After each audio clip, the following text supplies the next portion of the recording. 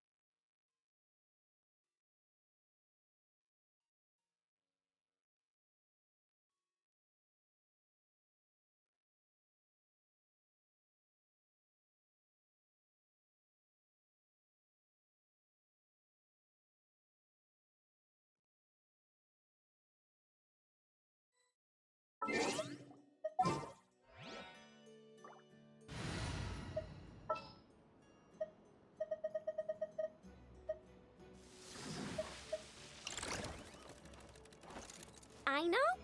Present! Activity serves no... Allow me!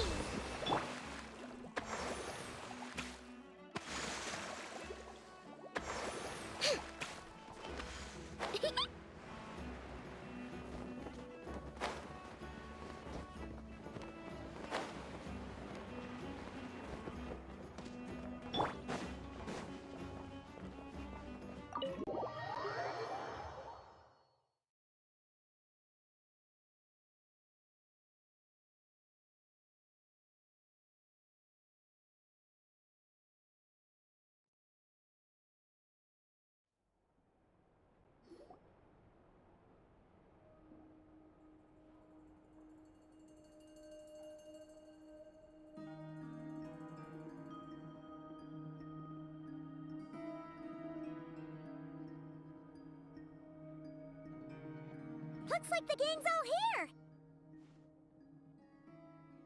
Yep, all ready. How about you two? Green and good to go? Paimon's ready! Haha, feeling nervous? Don't blame you. We're all a little out of our depth with this one. Okay, so some time ago, Colombina was ambushed by the doctor. It all happened pretty fast, and the last thing you saw was her vanishing into the moon's reflection. Yes, though at the time, all that the rest of us saw was the doctor using some kind of power. The next moment, Colombina had disappeared, and you were falling into the sea. We have to get Colombina back. And whatever the doctor's plan is in seizing the Three Moons Authority, we have to stop him before he succeeds. The Frost Moon Scions consider it our duty to rescue the Moon Goddess. I wasn't expecting so many others to come to our aid. So I want you to know that you have our utmost gratitude. Great. Well, first things first. Wait. Someone's here. We heard your footsteps. Although... You've been here for a while now. I take it you followed the Traveler, but I don't sense any ill intent in you. Come on.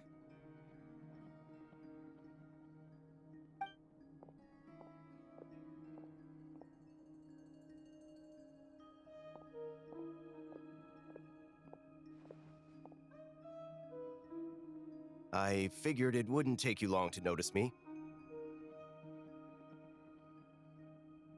I come bearing news from my lady, the Knave. Dottore went through the motions of returning to Snezhnaya, but it was obviously a facade. However, he has not returned to the Kuvaki Experimental Design Bureau, nor has he made an appearance in Nasha Town. Well, in that case, he'll be in his lab way up north. I always wondered why he applied for his own private pad. He was planning this all along. Tell them that Sandrone and I will go on ahead. If they still intend to pursue this matter, they should meet us at the research center in the northern tip of Nodkrai. Nice of Colombina's two best friends to think of us. We appreciate the heads up. Our sincere thanks to the Fatui for your aid. Lady Damselette may have left our organization, but at least some of her colleagues remain genuinely concerned for her well-being. Not to mention that the Doctor's increasingly cryptic conduct gives us great cause for alarm. We have crossed swords many times before, but it's not personal. We're just on different sides. We don't lack humanity. And so, as fellow friends of Lady Damselette, it's only right that you should be in the know about this. Arlecchino's situational awareness has saved us a lot of trouble. I'll leave the map here with you. If you do decide to head to the research center, please proceed with caution. And remember, at least while you're in Nodkrai, Lady Arlecchino's subordinates are your comrades if you want them to be. This is very accommodating of you. We can't thank you enough. Just doing my duty. I shall take my leave now. If you need us, you'll find us at the Experimental Design Bureau.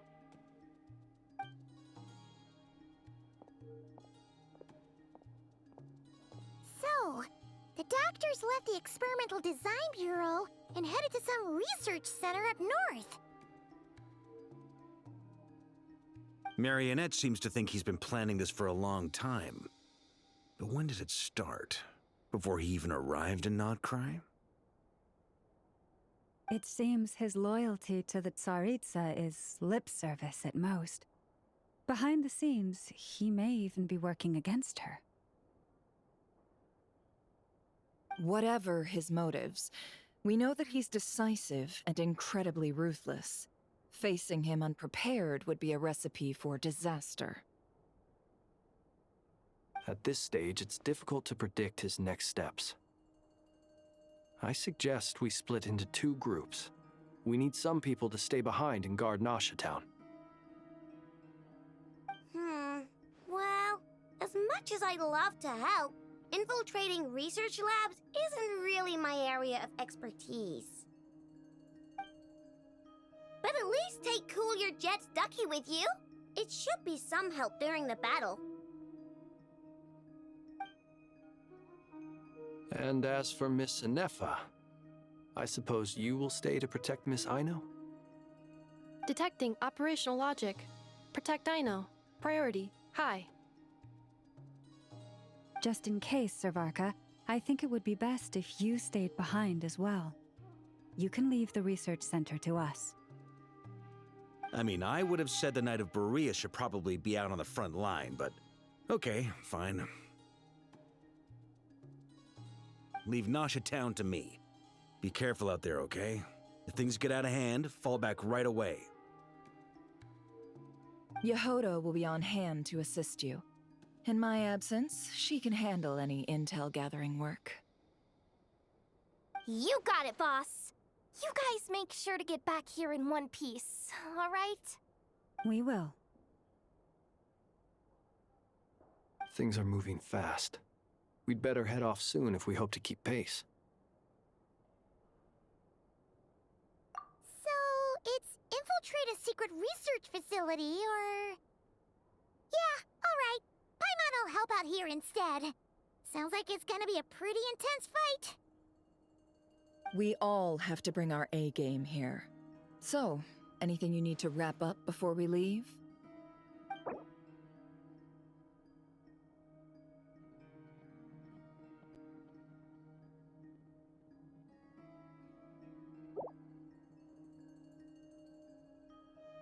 Then you'd better get going.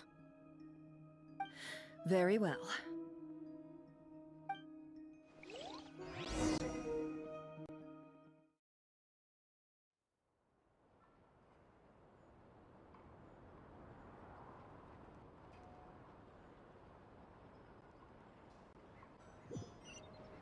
All these broken machines on the ground.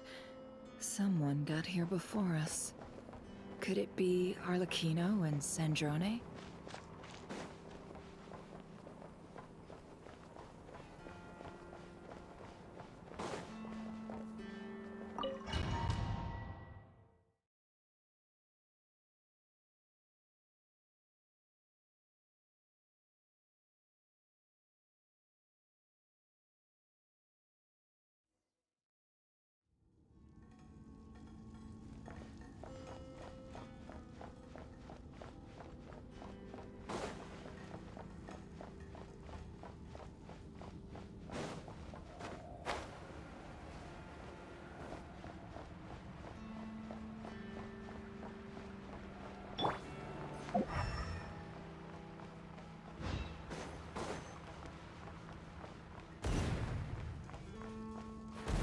That's quite a welcome party.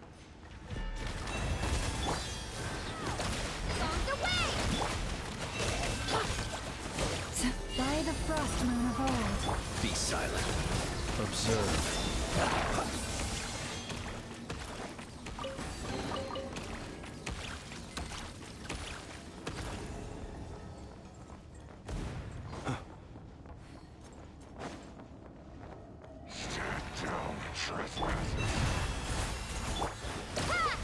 The night cometh.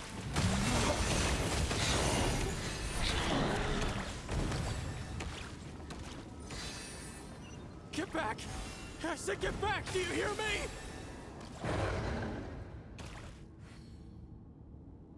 Why isn't it working? No! Don't come any closer! Don't!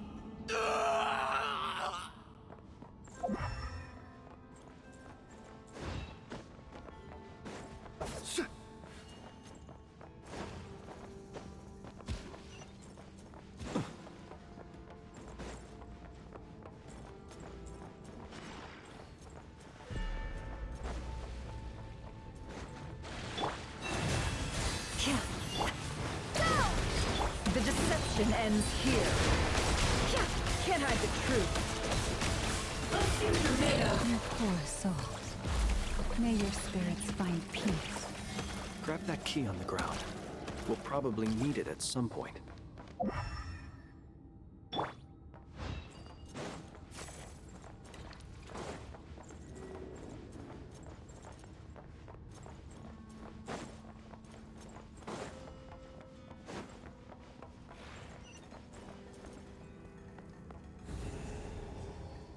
Watch out. Ugh, there's no way through. Let's go around.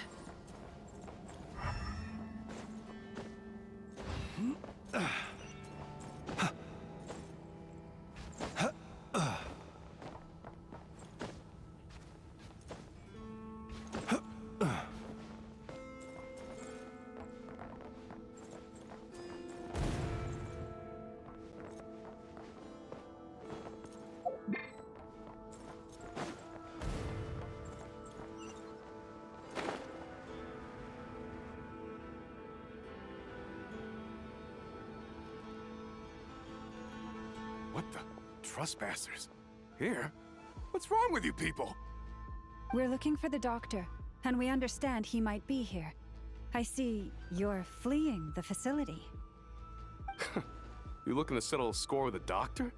Good luck with that. I don't think you have many chances left. Perhaps. But you might have a chance to live if you start talking. Two other Harbingers had the same idea as you. They're already inside. But what good is it gonna do? The doctor wouldn't do something like this unprepared. Seems to me that you're not too thrilled about being his subordinate.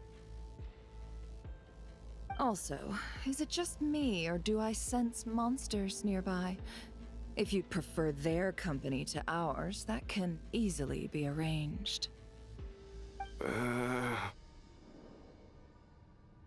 We need to know what the doctor is up to.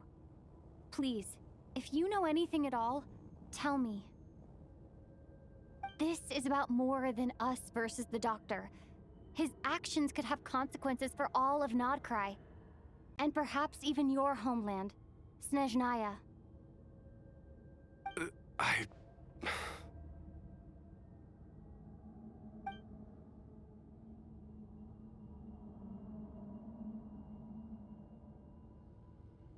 He's building something. Ambitious doesn't even begin to describe it. Feels like this could be the big one. God knows how long he's been planning it. A while back, he told us he'd be returning to Snezhnaya. We weren't expecting him back so soon. This time he brought some gemstones with him, or something. 2 of them. The moon marrow spheres. He stole them from their rightful owner, Colombina. Oh, Lady Damselat? Last I heard, she left the Fatui. Before she went, she told us she'd finished what Her Majesty asked of her, and wished to focus on some personal matters. I I remember thinking that leaving us might not be the best choice. I mean, I always looked up to the captain the most, and... Back when this all started, the higher-ups dispatched 3 units to Nodkrai to execute their plan. They were led by the Doctor, Marionette, and the Damselette, respectively. I was a part of the Damselette's unit to begin with. She never really interacted with us much. In fact, she seemed sort of detached from everything. Not because she was distracted, it just felt like she was indifferent to the world around her. Like she had no stake in anything that happened. She always seemed like she was staring off into the distance. Almost as if she didn't see anything worth living for in the present, so she had to look further afield. The Doctor used to stand nearby and watch her. Apparently they got along well at first, but somewhere along the way, she grew wary of him. Started avoiding him as much as possible. After she left, everyone in our unit merged with the Doctor's. He's similarly indifferent to the world, except when it comes to the moons. He seems to have big plans for them. Right now, obtaining the 3 moons is his #1 priority. He even said if he can only get his hands on 2 of them, he'll create a 3rd one himself. How would he create an artificial moon marrow? Maybe the knowledge he gained from the Hyperborean phantoms has something to do with it. Thank you for cooperating. We appreciate the level of detail. I get the sense that you'd serve under Colombina again if you had the chance. Would that be fair? No, she's no longer a Harbinger. As a member of the Fatui, my loyalty will always belong to the Tsaritsa. I'm only telling you all this because I don't completely trust the Doctor. His actions do not align with the goals that first brought us to Nodkrai. I understand. We'll do everything within our power to stop him. The Knaves unit is based at the Kuvaki Experimental Design Bureau. Maybe you can seek refuge with them.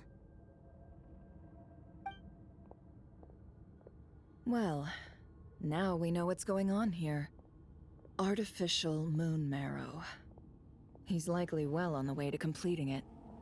Dottore's technological capabilities are far more advanced than I thought.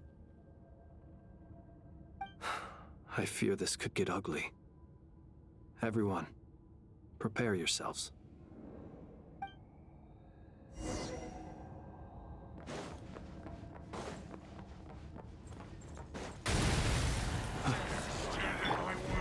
Forest, protect.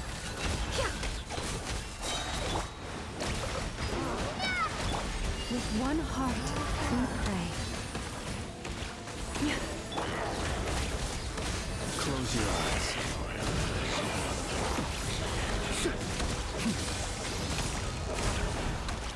Observe.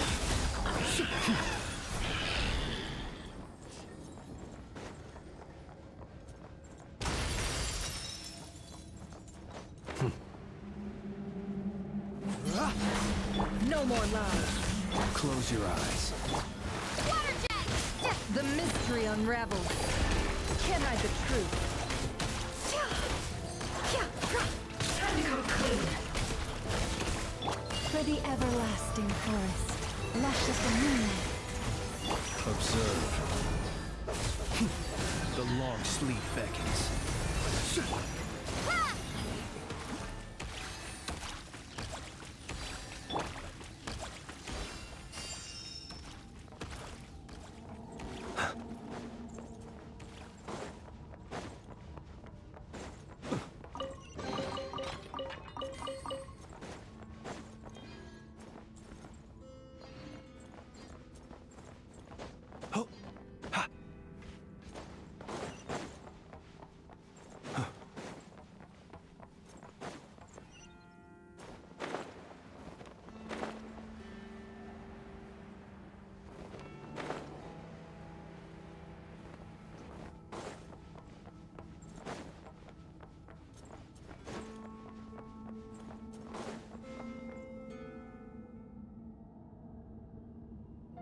Welcome, one and all. I've been expecting you. I hope my humble research facility is to your liking. Yeah, we really appreciated fighting our way in through a horde of monsters. The gall! You expect us to believe you've just been patiently waiting for us? Of course I have. Should I be worried about something? Everything seems to be going quite smoothly so far, and you've shown up right on schedule. First Sandrone and Arlecchino, now you. Ah, quite a surfeit of guests I've had today.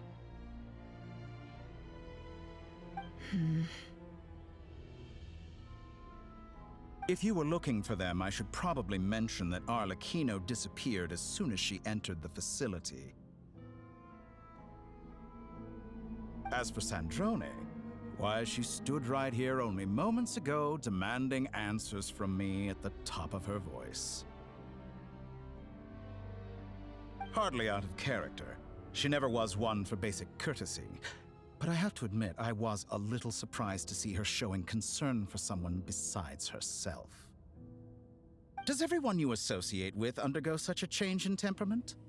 Speaking as a researcher, I have to say, it is not a change for the better. It threatens one's ability to remain objective. Well, since you ask...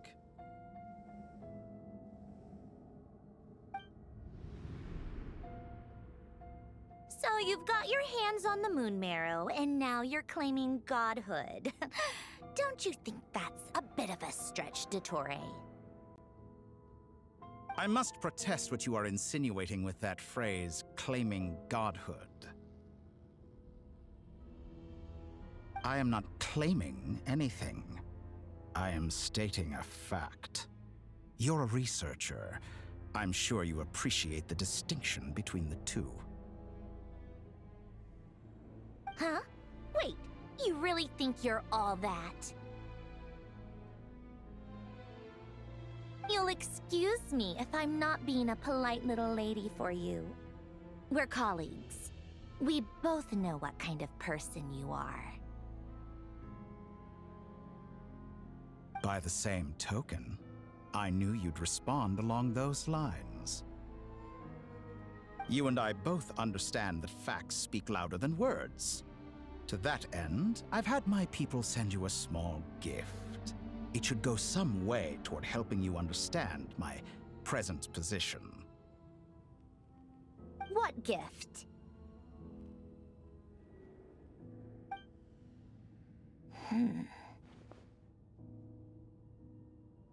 Where have all your troops gone? Who knows? Perhaps they are already marching toward a new world, following in the footsteps of an unknown god. As vulgar and arrogant as you may be, dear Sandrone, I have no intention of taking out my displeasure on your subordinates. They will enjoy equal rights to my own. You sent your people to the Experimental Design Bureau? That's a Tsaritsa's property. Yes, and I am very mindful of Her Majesty's instructions. But you know full well that they do not conflict with my present goals. In which case, all I'm doing is conducting another one of my experiments. Is there a problem with that? Now then, you have a judgment call to make. Am I simply lying to stall you? Or is it possible that every word I am saying is the truth? In which case, your subordinates really are in danger. So now you've turned on fellow Fatui soldiers. You're completely insane. I have set a new rule for myself. Each person gets one chance. Naturally, that includes you, Sandrone. If you wish to leave, I won't stop you. We are colleagues, after all. Scumbag!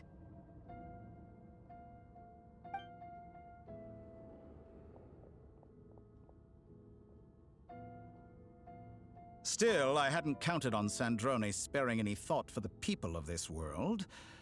Shame. I always found her self-centeredness to be one of her few better qualities. How can she ever hope to achieve greatness when she's so obsessed with protecting her little design bureau? It's more than a little disingenuous to speak of achieving greatness while taking hostages. Or does honor no longer mean anything to you? Honor? I have the marrow of 2 moons in my possession and will soon complete the construction of a 3rd.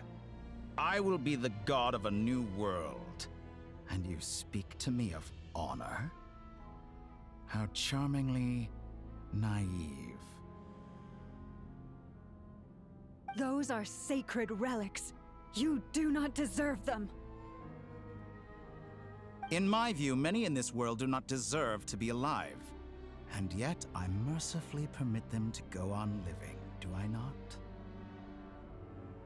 You'll come to regret your actions.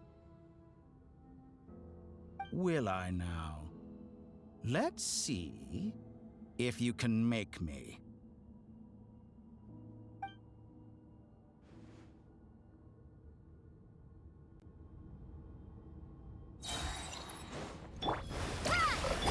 Leave this place. By the frost. Be silent.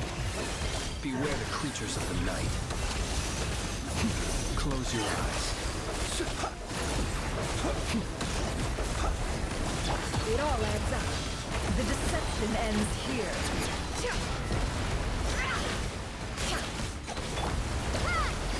Bombs away! Observe. Close your eyes. To dust. Observe. Get lost! Forest?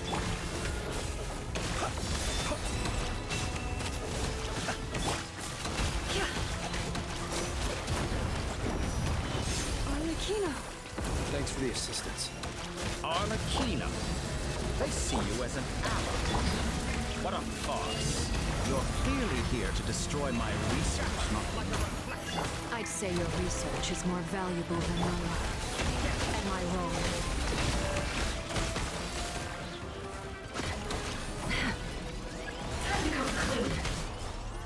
Close your eyes. Observe.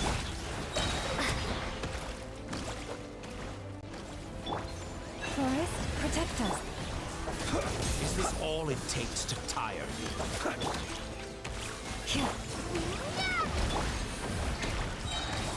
By the frost moon of old. Close your eyes. Observe. To dust. Stay your hand. The mystery unravels. It all adds up.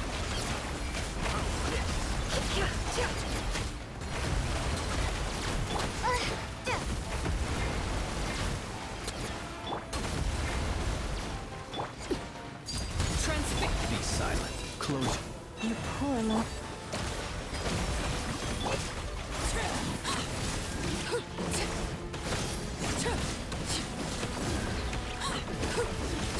I expected so much more from you.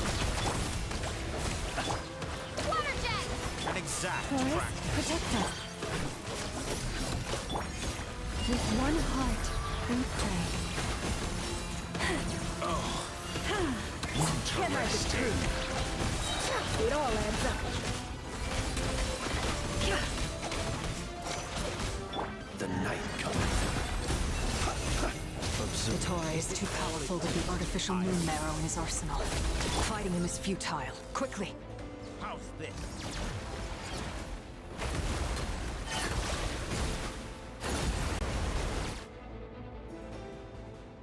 Let's go. I've always thought it is wiser to flee than surrender.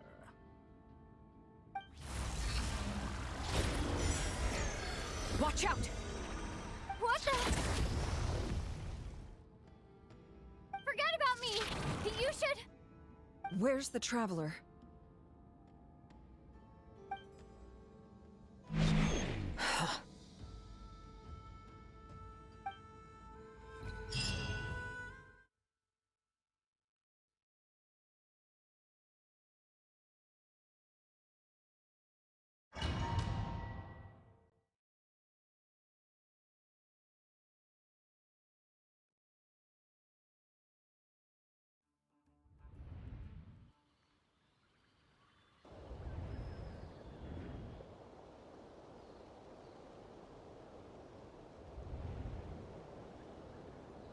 What just happened? Nasha Town? How did I get here? Strange. I remember being trapped by Dottore during the battle, and now, all of a sudden, I'm here. Something weird is going on. I guess I'll start by exploring the area. Huh? Traveler? What brings you here at this hour? Huh? What are you in the mood for today? A hot dog? Or something else? We've got some special discounts at the moment. Want to see the menu? Sorry, I'm not hungry right now. Ah. Well, feel free to take a seat for now. Let me know if you change your mind. Everyone seems to be acting normal. Am I just overthinking? Oh, darling, look who it is. One of our regular customers. Get the traveler something to eat, would you, dear? Wait. Why is he talking like that? Well, I'd love to, but can't serve a customer unless they order something. Anyway, I take it your business is wrapped up? Yes, thankfully. It was a long trip, and it's left me feeling pretty exhausted. But the upshot is, I won't have to leave again for a good while. We can have some quality time to ourselves. Wait. These two are a couple? I see some kids around too. I didn't know they had a family. Hey there! I haven't seen you in ages! What's keeping you so busy? I've been looking forward to playing with you again. You forgot already? You're silly. Daddy brought you over to our house recently. We had some snacks together. What is she talking about? We've had a lot of customers over the last few days, so we've been real busy. And like my mom always says, some people are more than just customers. They're friends. Oh! Another customer's arrived! I better go see what they want. This is all wrong. I never once heard the owner of this restaurant talk about their family. It certainly isn't a family-run business. And that child, I don't recognize her at all. Could this be a false memory? Very good. I knew you had it in you. Aren't you going to try the house special? When did he show up? No, none of this is real. You don't seem to like it here. That's fine. We can change venues.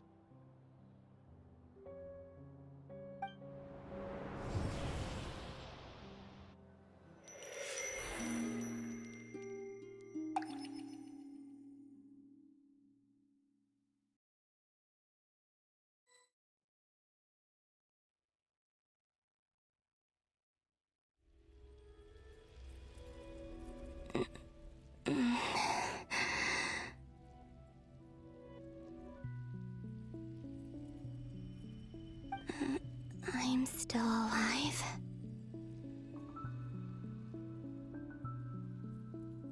Where is this place? It took all my strength to open the moon gate, and then I leapt into it. So this is the moon's reflection? The mysterious realm beyond the gate?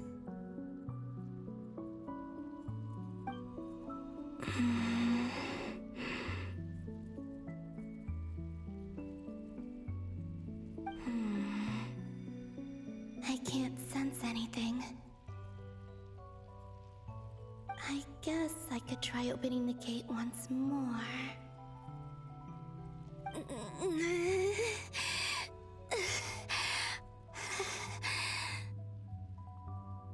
No response. Maybe this space can't be opened from inside.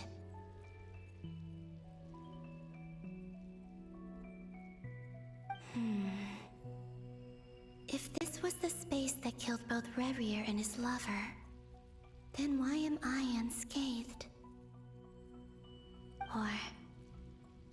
no, I'm not unscathed. Even the air here feels frozen in place. There is nothing here with which I can restore my power. I should conserve my strength and proceed with caution.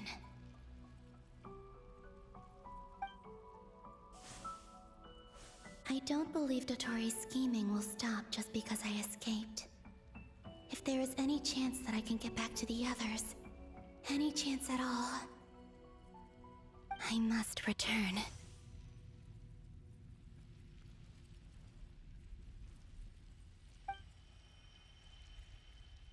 Emptiness, silence.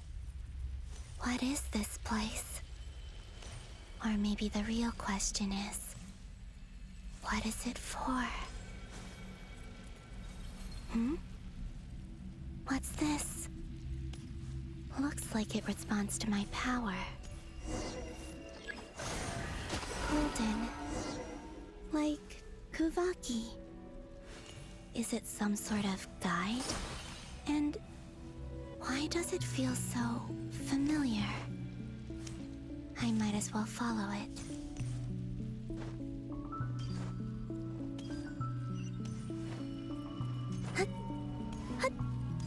Where does this lead? Could it be the exit?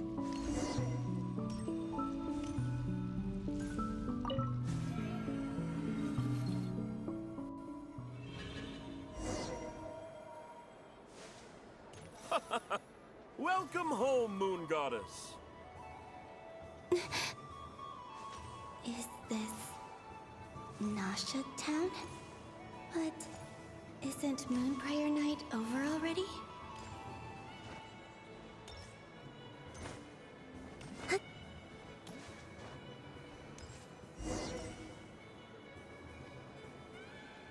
Goodbye for now, Colombina. I hope you have a wonderful night. I will.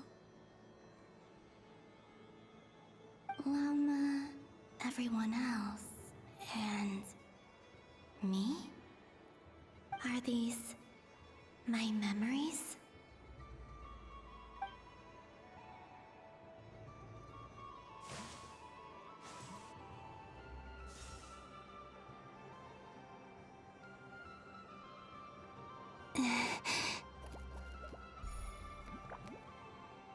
I can't touch them. It's as if we're separated by some impenetrable power.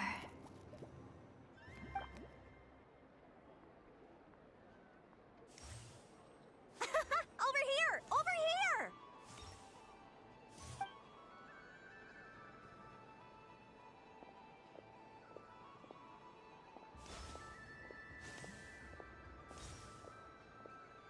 But the people in these memories pass right through me. Just like when I disappeared. If only I had known what would come to pass after that. Even so, I should still take a look around. Just being back here, it gives me the strength to keep going.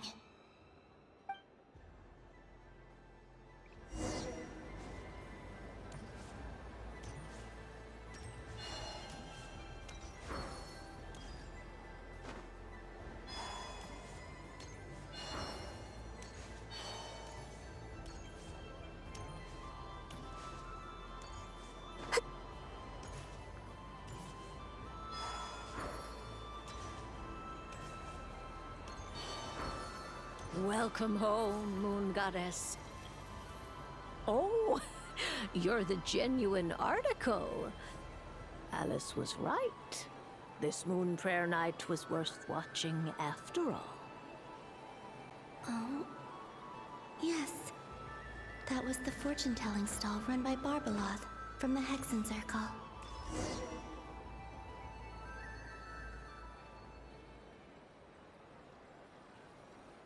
Please, draw the first lunar arcana.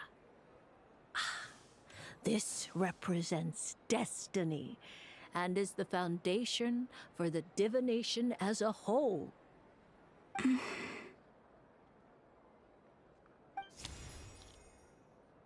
My destiny. I believe the card I drew was the moon. Now that I think about it, Barbalot's divination was absolutely right. It's almost time to draw the last card. The one that represents the future.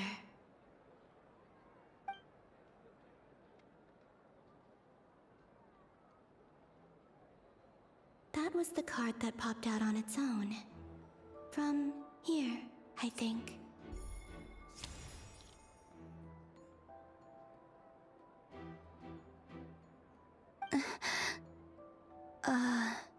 Kuvaki Pulse? What? Fascinating. I've never encountered this before in my role as a diviner. What's going on? Did that card leave the deck? Because of my influence? All I did was try to touch it, and then... Maybe this memory space is not untouchable after all. Are there weak points in the barrier? Or is it possible that there's more to this space than my memories alone? This card is death. I need to get to the bottom of this. I'll try touching something else.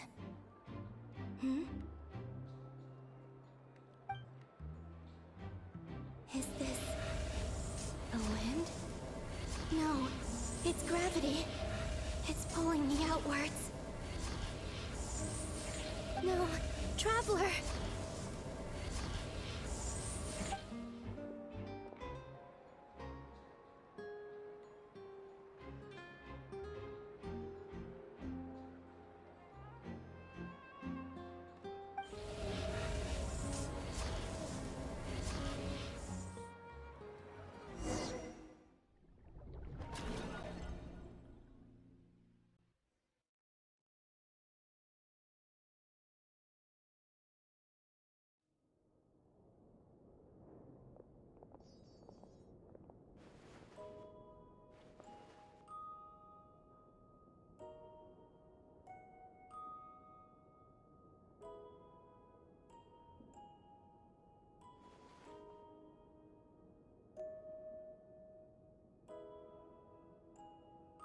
Haimon, listen to me.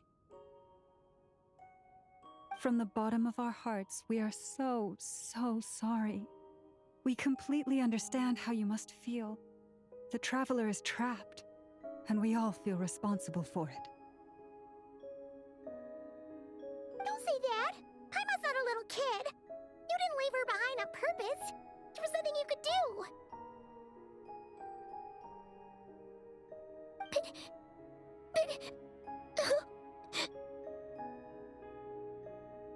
She's all alone in there! What if something happens to her? What are we gonna do then? We've barely spent any time apart since we met. Is she gonna die? We must find a way to rescue her. We were all involved in the operation where she was captured, and we do not abandon our comrades. That being said, it won't be easy. Through conversation with the others on our return, we've arrived at a basic idea of what we're up against. Dottore's lab has clearly been in operation for a lot longer than we realized. We found many monster samples stored there. In all likelihood, they were materials he used to research his latest technology. We also know that through his contact with the phantoms of Hyperborea, he gained knowledge about the moons and certain Hyperborean technologies. Using this knowledge, he then fashioned an artificial moon marrow to serve as a replacement for the frost moon beyond the sky. Unlike Colombina, Dottore is not being rejected by Teyvat. And even with 2 of the 3 moon marrows, his power far exceeds all of ours combined. Once his third moon marrow is complete, Dottore will have completely seized the authority of the Three Moons. Tevat's most primordial powers will then be in his grasp. Does that mean... I'm afraid so. No one could have predicted this level of insanity.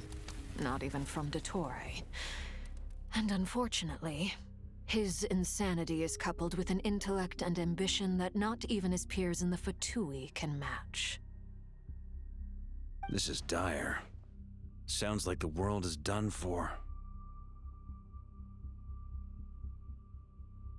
The Three Moons' authority can influence the very fabric of time and space.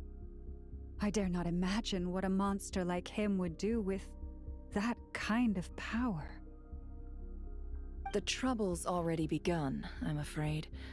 On our way back, we discovered that part of nodkrai is being enveloped by an unknown energy. We cannot ascertain what is happening inside.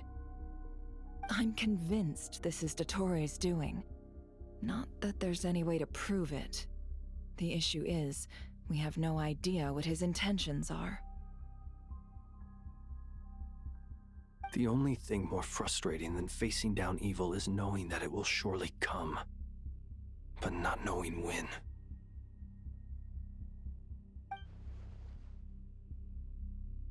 The Doctor is guilty of numerous crimes in Mondstadt as well. One of our knights, well, former knights, his father was murdered by Dottore. His ideology and methodology are a danger to everything in his path, from individuals to entire nations. He does not feel guilt, even when he acts against his own people. He doesn't see them as his own people, that's why. People like him see everyone else as beneath them. Right. He views other people only in terms of how they can benefit him. That's the basis of all his social connections. Granted, he's hardly the only harbinger to pursue their own interests. We all do. And Her Majesty is gracious enough to permit it. Still, her mercy has its limits. Dottore's actions have gone beyond even what the Fatui could have imagined. Usurping divine authority to become a god. For a servant of the Tsaritsa, that goes beyond being disloyal. It's treason of the highest order. We can't expect him to heed the Tsaritsa's will once he gains the Three Moons' authority. Even we harbingers consider him the most self-interested among us. Poor traveler. Of all the people to get caught by... We have to go save her! Right now! Please! We gotta find a way! Paimon, I promise you, we are with you all the way. I get how you feel. I do. But it's gonna take more than strong emotions to take down an enemy like Dottore. What we need now is more information. Right. We can't even guarantee he's still at his research center. Before we can think about mounting a rescue operation, we need to confirm the traveler's location. I'll find a way. Paimon knows, but... She's so scared. If anything happens to the traveler... She might be the strongest person Paimon knows, but she's still human. She feels pain and bleeds just like anyone else. Then think things through before you stick your neck out. Unless you want to lose your head. Sandrone. Miss Sandrone, you're okay? Put the stuff over there, and be gentle with it. Am I okay? As you can see, I've had to move my whole livelihood out of the Experimental Design Bureau. It's been swallowed up by Dottore's energy field. If I'd left it any longer, I probably would have gotten stuck there. Ugh, Dottore always goes a little loco when he finds a shiny new toy. Not that he'd ever admit that. But this time, he's gone full psycho.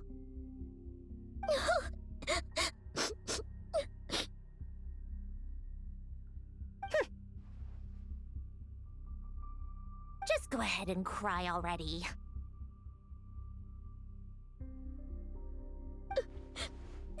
Sorry. Paimon's not trying to make it seem. It's just... She can't... Oh, Paimon. Let it all out. There's no shame in it. When you're overwhelmed by fear and despair, crying can help get it out of your system. You'll feel better for it. Okay then, while the baby of the group is having a moment, how about the grown-ups get to work? Give me your hand. You've made a discovery? Polonia, scan.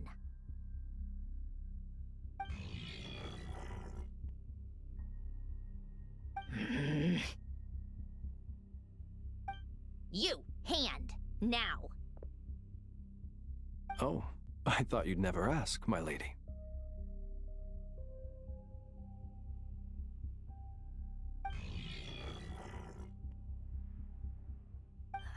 Curses!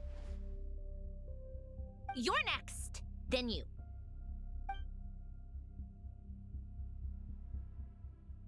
Dottore, you son of a... He's done something to us! Everyone who entered his research center has been implanted with some sort of curse. I don't feel anything unusual at the moment. Does that mean it hasn't activated yet?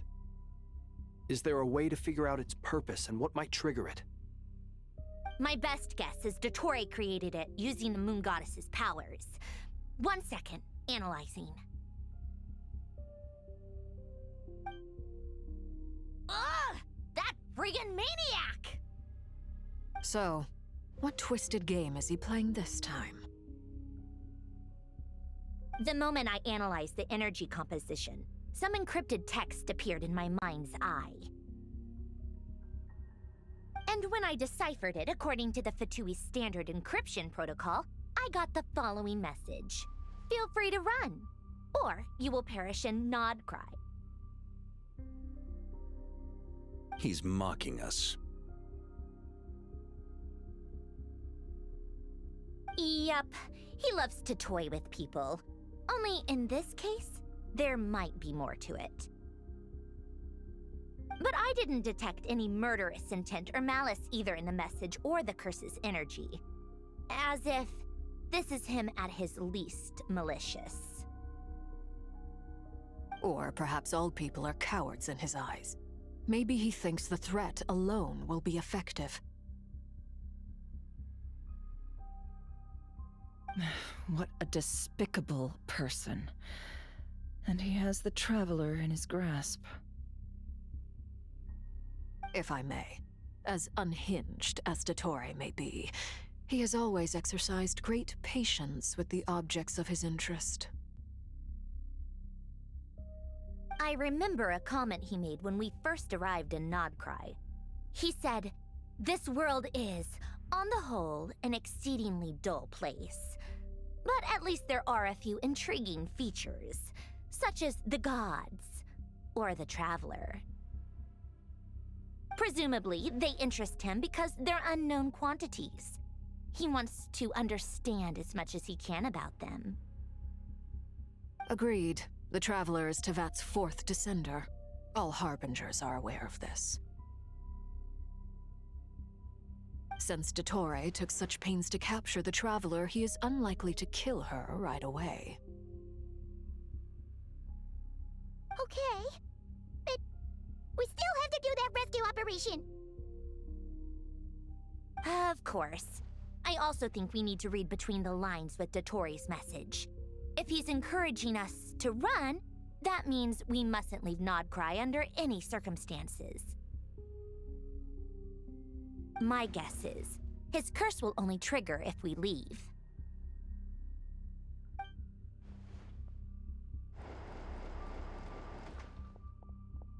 We've discovered multiple energy fields. Albedo is still attempting to analyze their structure. He told me to report back first. Each field is slowly growing, swallowing up more of the surrounding area in the process. And the pace of their expansion has increased since we first examined them. He's probably trying to swallow Nodkrai whole. His nefarious ambition knows no bounds. If this continues, the whole of Teyvat will be in trouble, not just Nodkrai. The loss of Colombina could not have come at a worse time. Do we think she's truly gone for good? She entered the space beyond the Moon Gate, knowing what became of Rerir and Thelindis. I'm sorry, but I fear the odds aren't good. Don't be ridiculous. If I know her, she's busy finding a way back as we speak just so she can annoy me. She isn't dead. Whatever has become of her, the fact remains that we are two comrades short on the eve of a decisive battle. We need to find out the Traveler's location, but there is also other work to be done. Agreed. Whatever Dottore planning, we have to get the local populace somewhere safe. So, as well as a rescue mission, we have to organize a mass evacuation at the same time. It would be best if someone could approach leaders of neighboring nations and negotiate emergency asylum for Nodkrai's inhabitants. Can anyone handle that? Snezhnaya is one option. I'll see what I can do. This would be so much easier if the Traveler was here. No! Stop thinking like that, Paimon. Paimon will join you. She's pretty well connected thanks to the Traveler. Maybe it'll come in handy. Either way, that's what the Traveler would do if she was here.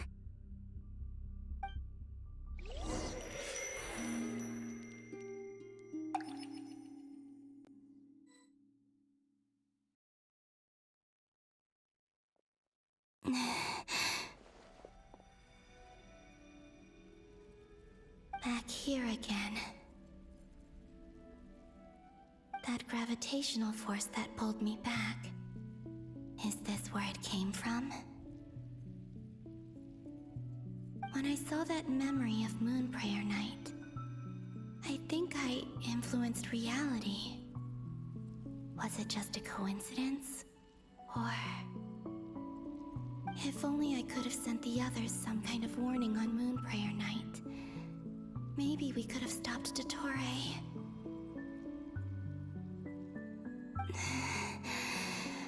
I feel so heavy. Does entering that space consume a lot of energy? Well, even so, I have to keep moving forward.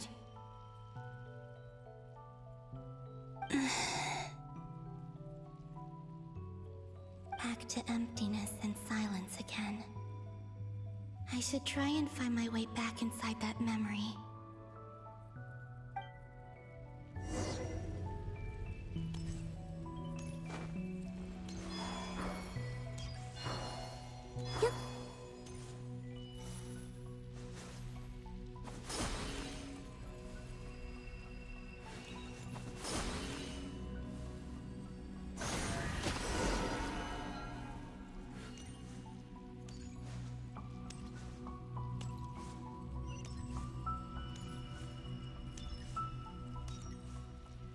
Entrance from last time isn't showing up.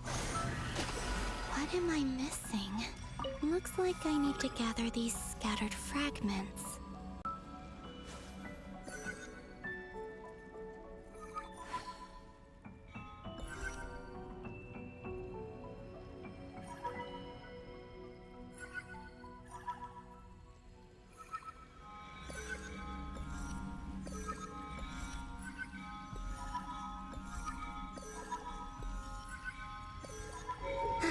It worked. Hopefully I can stay inside for a bit longer this time.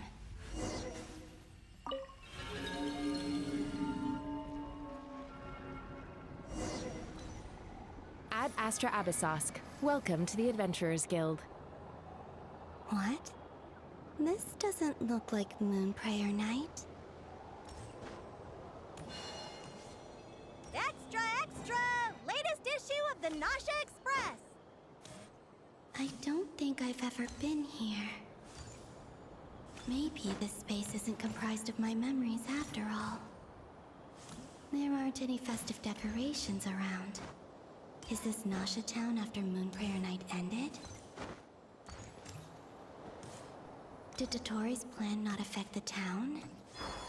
Or is no one aware of what happened because he used the Three Moons' authority? Let me see if I can influence anyone else. So, what do we do next? Wait, that voice. Paimon? The most important thing right now is to find that mage. Lauma, the Traveler, and Mr. Varga are here too. I'd better go pay the Fatui a visit. Traveler!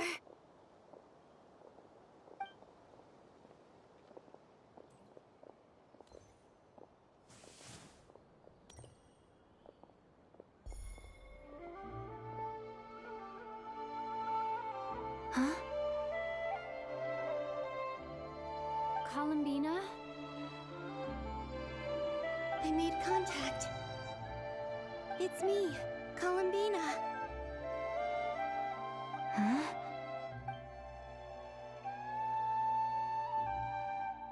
Traveler? Let's go! This is no time to be spacing out! Huh?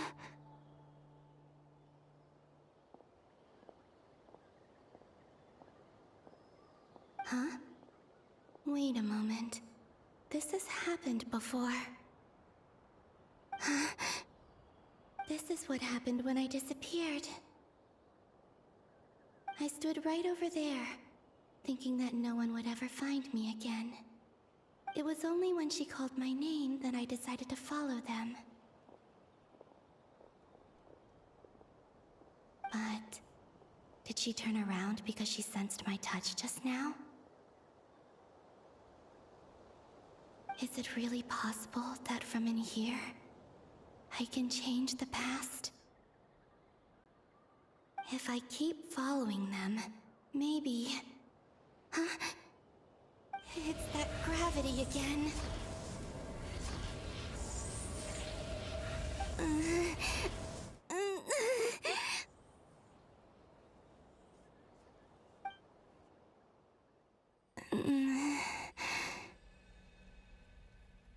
Every time I influence reality within that space, this force intervenes and pulls me back. It's as if it's trying to stop me from leaving. I'm getting weaker and weaker. I'll just have to try another approach next time. Come on, Colombina. Keep going. You have to tell everyone what happened.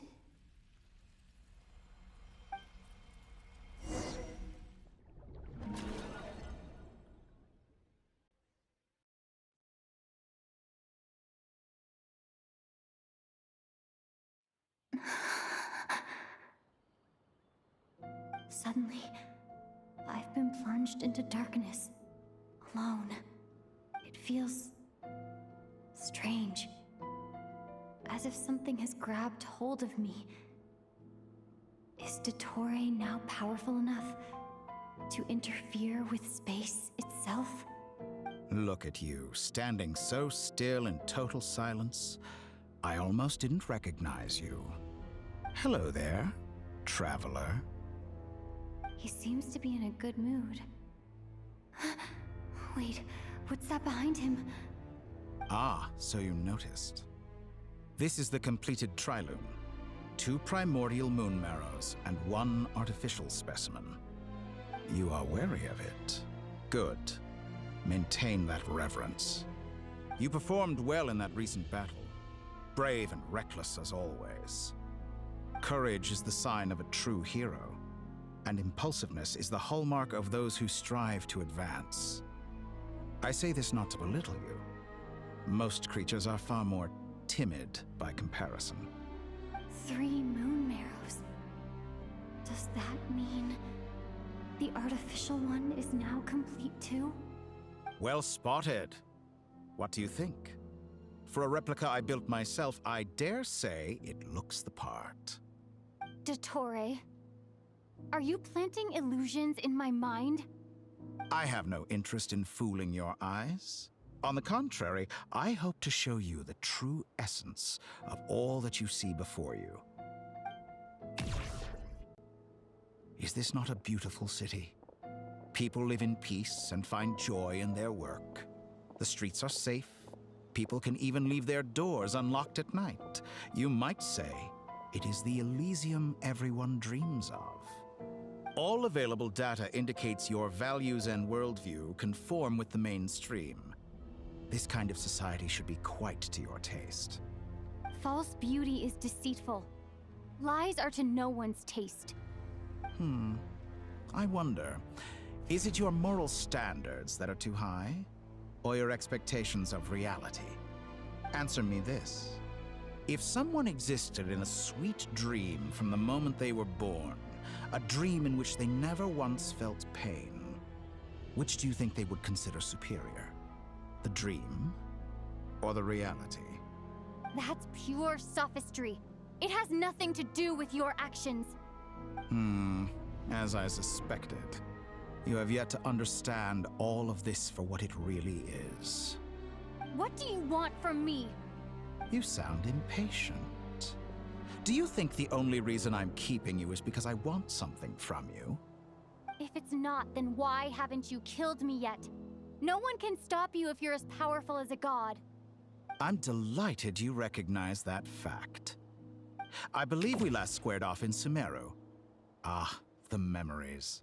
How time flies. You and I have both grown. I'm not surprised that Arlecchino and Sandrone worked with you. You've always a way of slowly but surely ingratiating yourself with all levels of society. People laud you as a hero, but I suspect there's more to it than that. Oh, but to be clear, I don't say that to flatter you. Do you always give your opponent an appraisal before you deal the final blow? Call it a long-time habit. I'm a researcher, and one of my duties is to give an objective assessment of my subjects. But you misunderstand. We are not opponents. Not at this moment. I just want to talk. Think back to Tartaglia, Arlecchino, Capitano, Colombina, and now even Sandrone.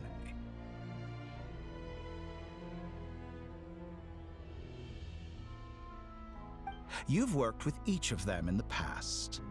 I believe you can work with me as well. What makes you so sure? Well, why not? Should the good associate only with the good and the bad befriend only the bad? I like to think we could have a more mature relationship than that.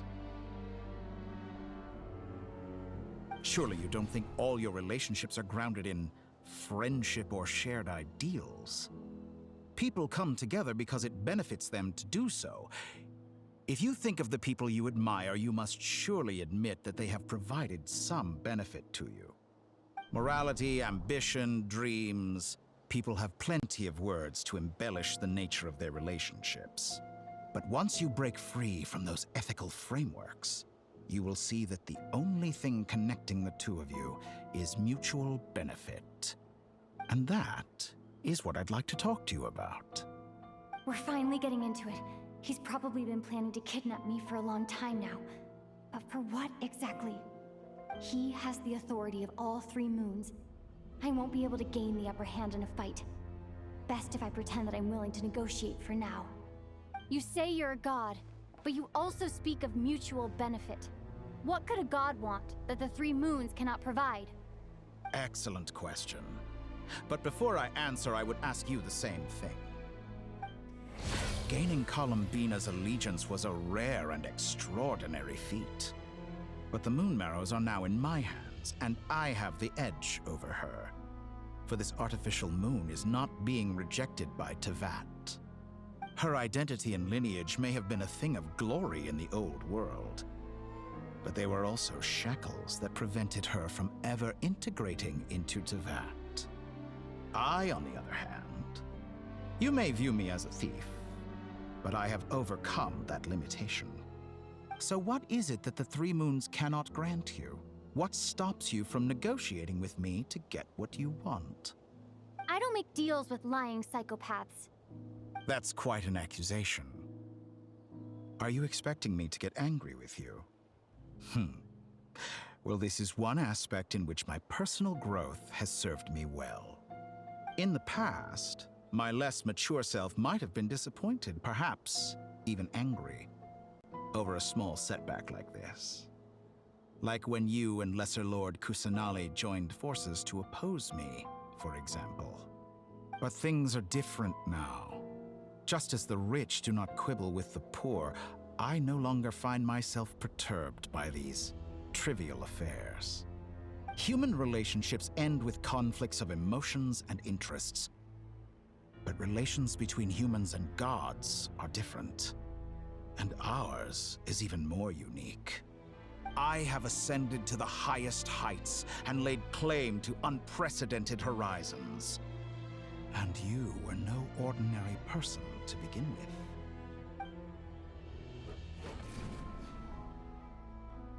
Allow me to show you the world, Descender.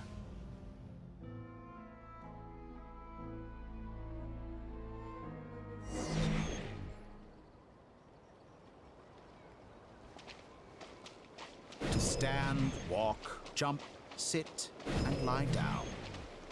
These are the most common of behaviors. Have you ever wondered why we were born following such laws? Who stipulated that we could not fly instead of walk?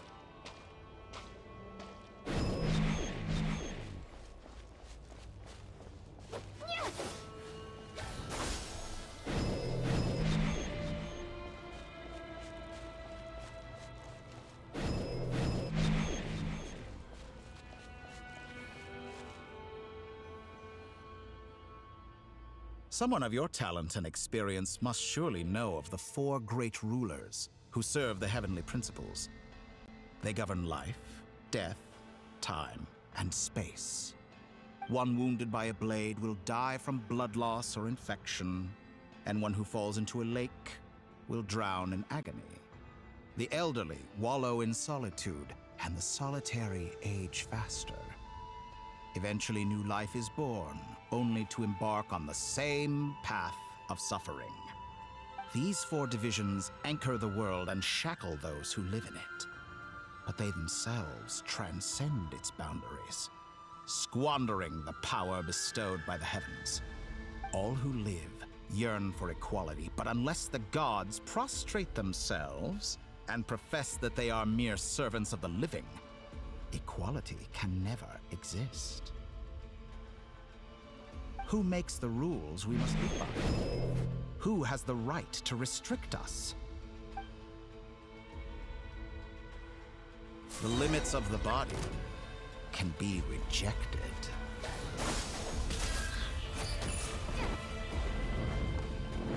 Spring forth! Scatter!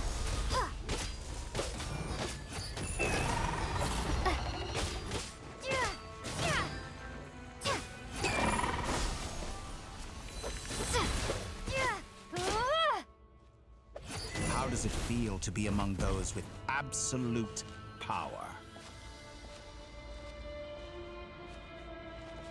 You cannot conceive the extent to which your flesh hinders your mind and spirit.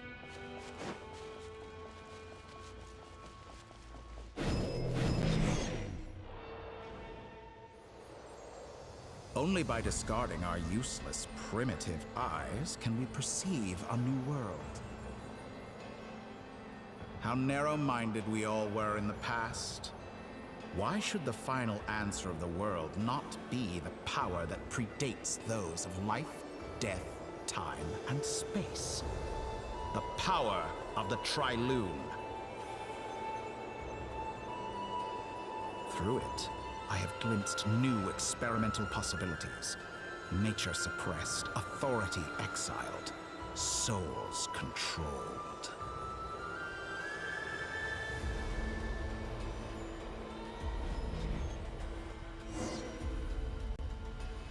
You know, I heard recently that a group of critics reviewed countless stories and drew an interesting conclusion. They found that it is more often than not the villains who strive tirelessly to push the boundaries of progress. In fact, long before this, someone voiced a similar idea in an academia editorial. I felt a great affinity with this perspective. I have never been afraid to step up and play the role of the villain. Fanatics are trampled down for their transgressions, and those who transcend are rebuked for their audacity. And so, the majority of creatures are too timid to follow my lead. But all sacrifices made during my experiments have been worthwhile, as you can now see. I can offer you something new, something unique, precisely because I am a villain. Think about it. We are eternally bound through mutual interest. Can you truly say you would never turn to malice if it could give you the life you dream of? After all, what value do perfection and purity really have? They are fragile and feeble things, utterly tedious. I say, better to be governed by a flawed humanity than a gnosis. The true seeker of knowledge is the villain who undergoes countless tribulations in pursuit of their goal. I'm sure many people have told you that you're different. Because I'm a descender? Exactly. Very clever. But what has that got to do with you? I do not conceal my wicked deeds, my selfish desires, or my greed. A true researcher must act as I do if they are to understand and speak of the truth.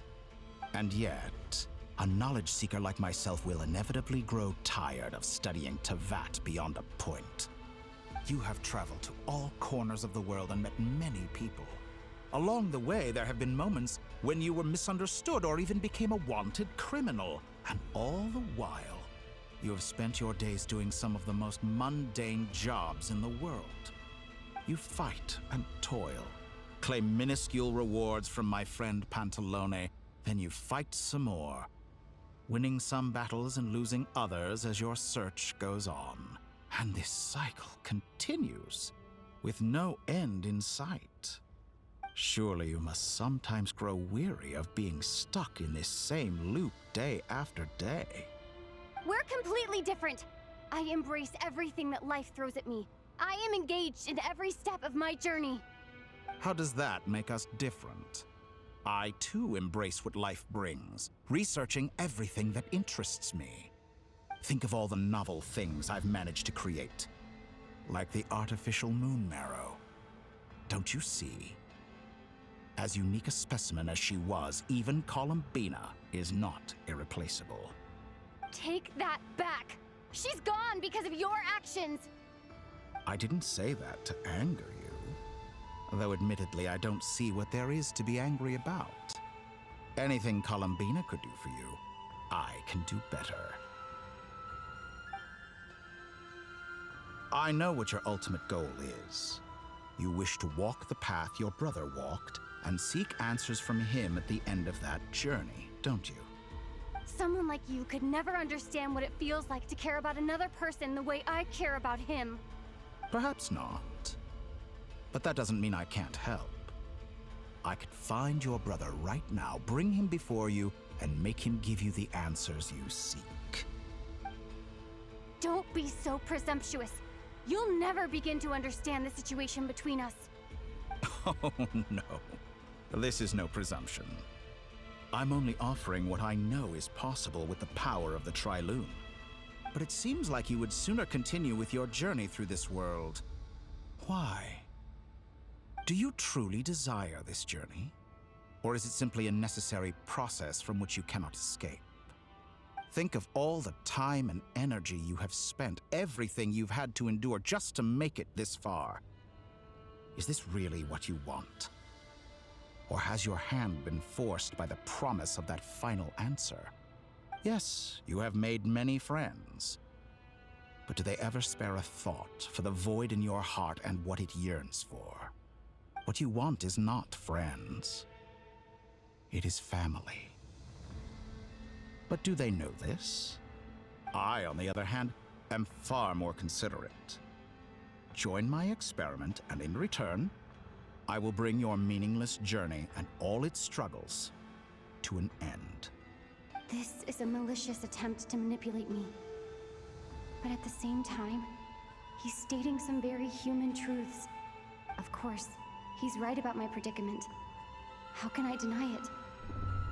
I have faced ungrateful strangers, never-ending troubles, an endless quest for answers. I want to see him. After everything I've been through, words can't describe how much I miss him, how much I want to be reunited with him. Wherever you are right now, do you miss me too?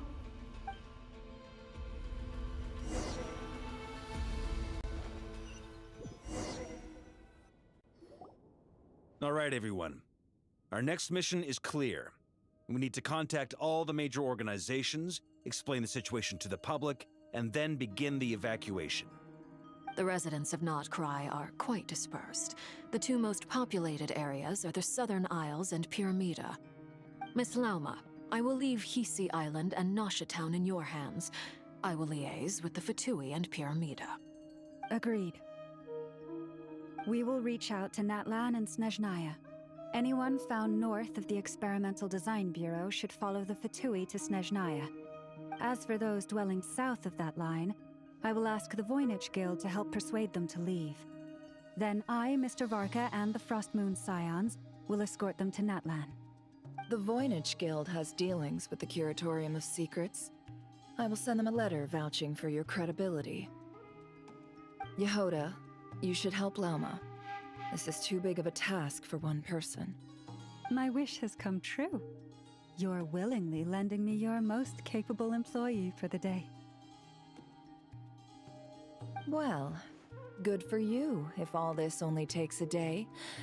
Of course, if it takes any longer, I'll be charging a fee. Boss, wait! Don't I get a say in this? Oh, I'm sorry. Something to add, Yehoda? Well, no one's more important to me than you, boss. And remember how Lauma healed your eyes after that big battle? I think that's worth at least 2 or 3 days' work for the Frostmoon Scions. Are you completely incapable of acting in your own self-interest? Or do you simply devalue your own labor? Are you sure you don't want to come with us? Who will see to our other work if we're all busy evacuating residents? Sandrone insists that Colombina is still alive, and we have a traveler to rescue. There's much to be done. But boss, I'm just worried that... Well, Nefer, I'll link up with you once my tasks are complete. What makes you think I'd need you to do that? I'll need it. And considering the way you approach certain matters, I think you'll be better off with me present. That's quite enough. Just focus on your work first. I bet we're in for an uphill battle here. But we can help out too. Ineffa and I are gonna help Nasha Town's residents carry their stuff. Loading schedule. Store essential local research data and technology samples, then escort the people to Natlan. Understood. I will execute this to the best of my abilities. Great stuff. Thank you, ladies. I've contacted the Lightkeepers. A colleague of mine will join us shortly. I will persuade them to conduct a thorough search of the region to ensure that no civilians get left behind. As for me, I guess I'll be making an early return to Sumeru.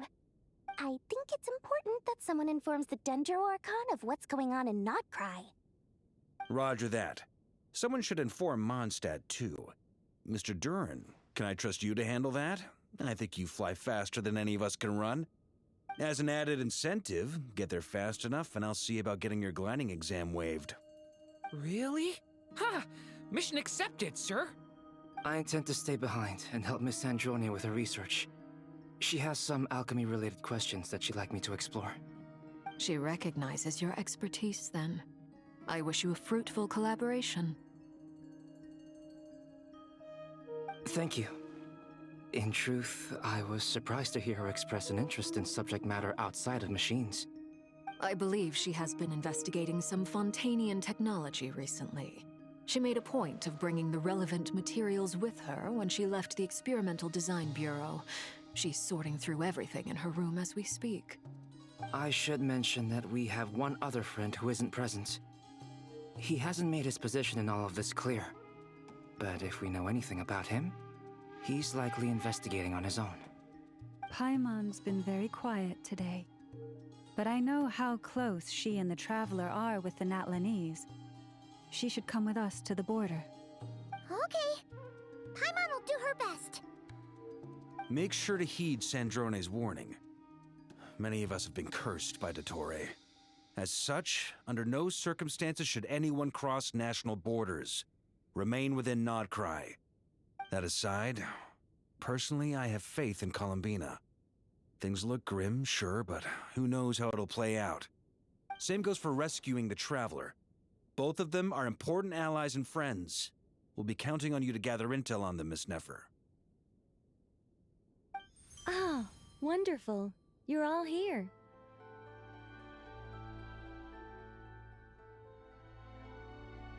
That voice again. Nicole? Whoa, that was loud. And it came out of nowhere. So mysterious. Sorry, this is the only way I can speak to you all right now. Please accept my apology. Anyway, time is short. I'll cut to the chase. We're still facing quite a catastrophe here at the world's borders. Alice has roped in every Hexencircle member she can get a hold of. Except for me. She told me I had to come and help you all out as a matter of urgency. I quote, "You love talking, don't you? Well, now it's finally your time to shine. Take these. Make sure the whole party gets one each. You'll be in charge of making sure everyone stays connected." Huh? Is this a Dodo communication device? Scanning. Unknown device. Analyzing. Unknown device. Conclusion. Cute. Affirmative. It is cute and good. I believe that I quite like it. This is no ordinary Dodo communication device. It's my very own special modified version, specifically... sorry. I almost went off on another tangent there. Anyway, help yourselves. It will allow us to communicate over long distances within nodkrai. No more worrying about shuttling messages back and forth. What astounding technology. Am I right in assuming that it relies on your personal abilities to function, Miss Nicole? Yes, exactly. Right on cue, Albedo. I'd love to brag to you all about how it all works. But no, next time. Anyway, I'll be right with you all, serving as a communication hub. That's all from me. Head off as soon as you're ready. I'll be staying here to keep watch, and I'll be sending you my blessings.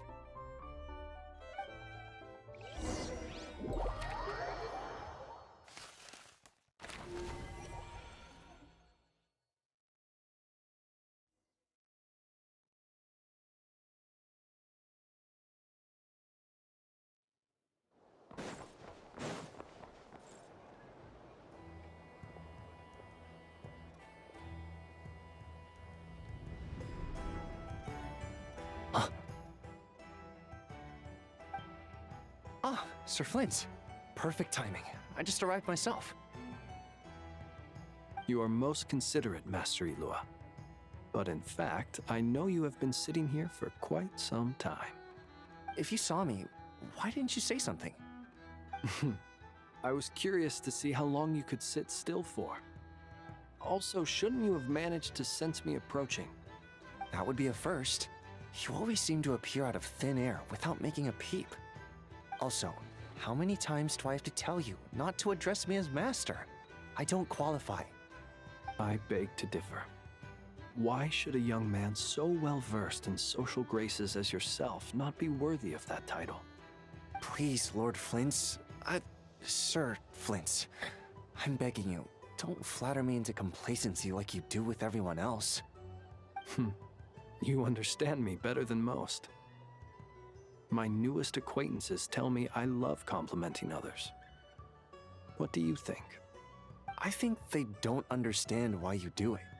You just love puffing people up till they're a big, happy ball of hot air that floats away into the sky. In all sincerity, I can only hope that they bring good tidings when they come back down to Earth. Is the situation that bad? We just held a strategy meeting. Let me fill you in.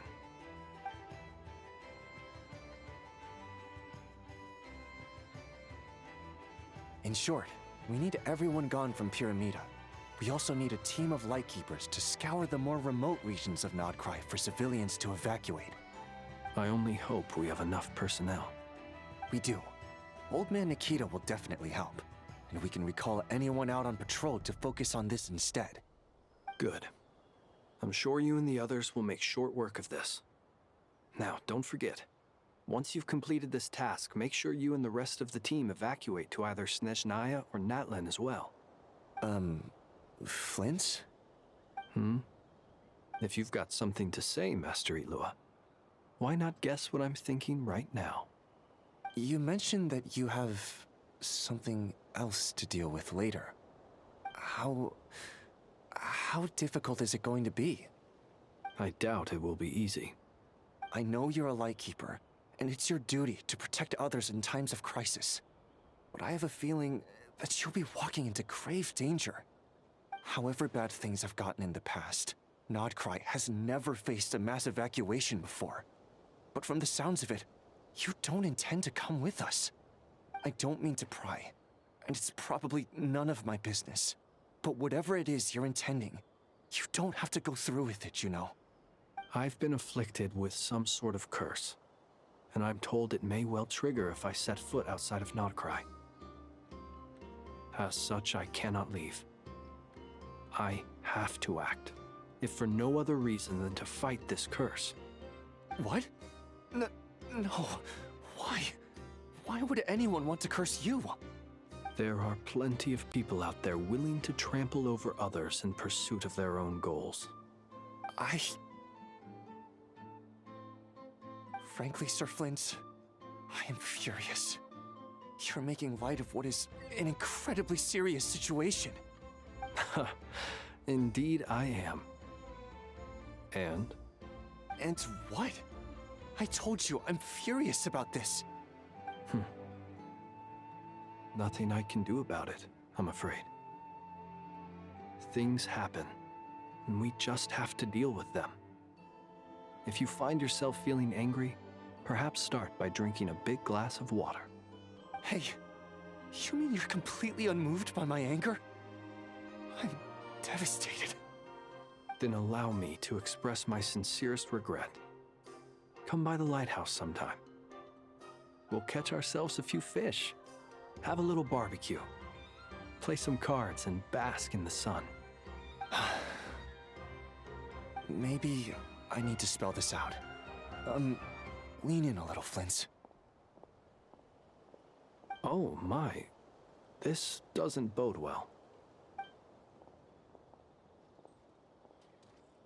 Word is that you were caught up in a real horror show recently. People were amazed that you returned safe and sound. They've been debating whether you're even human. I've returned safe and sound from plenty of crises. When you say people, do you mean other people? Or do you just mean you? Fine. I'll be frank. You're not human, are you? Heavens. Now that's a horrifying thought. You know what? Forget it. We'll revisit this once it's all over. A sound plan. Albeit a little ominous sounding. Just promise me you'll come back in one piece, all right? For you, Master Ilua. How could I refuse? Also, please pass my regards on to our colleagues. Tell them, thank you all for your assistance. Please put safety first as you proceed with the operation.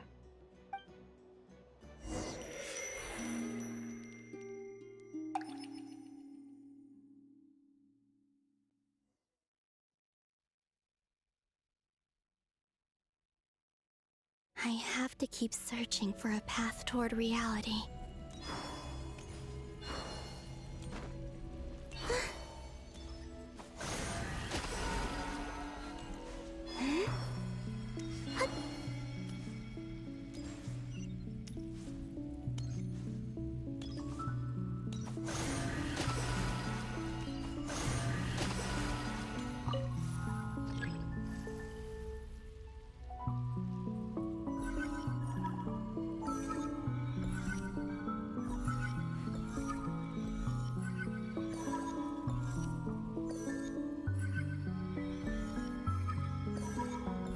This should do it.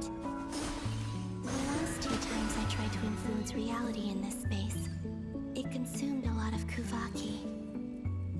I'll try and be more careful this time. I need to leave key clues behind using less power. I hope everyone still remembers what I said on Moon Prayer Night.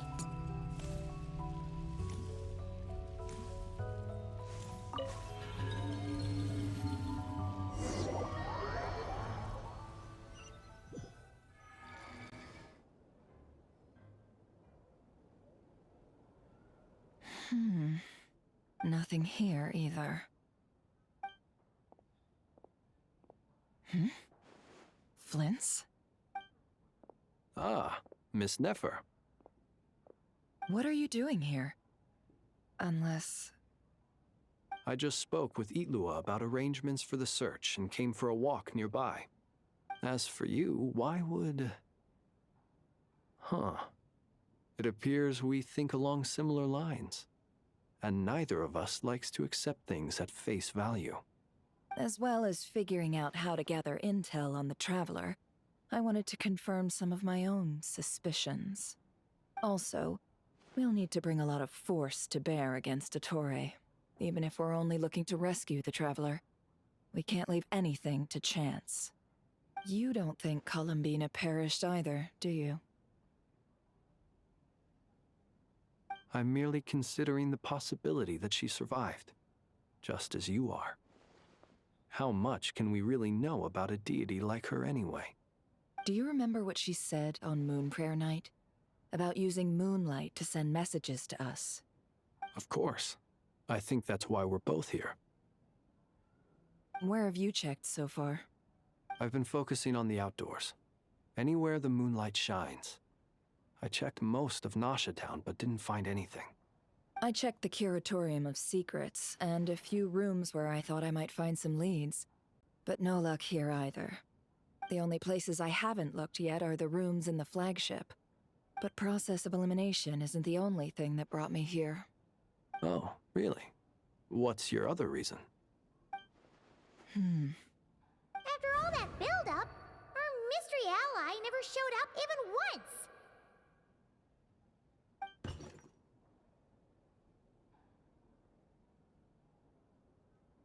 Huh? Am I imagining things?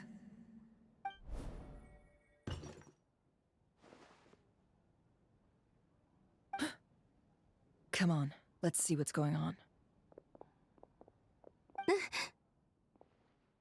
Oh no. I knocked over a vase as soon as I came in. It must have been caused by a Kuvaki fluctuation when I entered the space.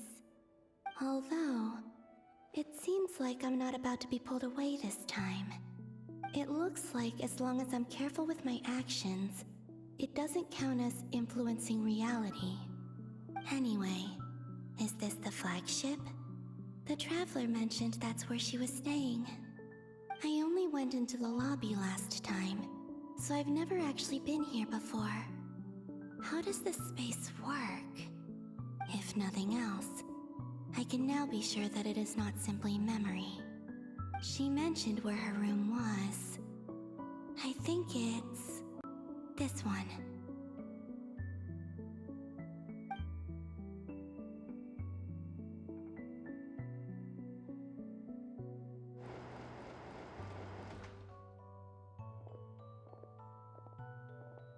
The door is closed.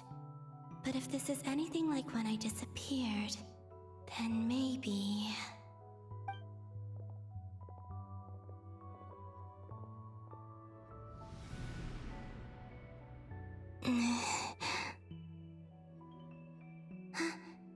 I'm in. She and Paimon aren't here at the moment. I hope she's okay. I wonder what happened to her after that battle with Dottore. Best not to dwell on that for now. I need to try and leave them some clues.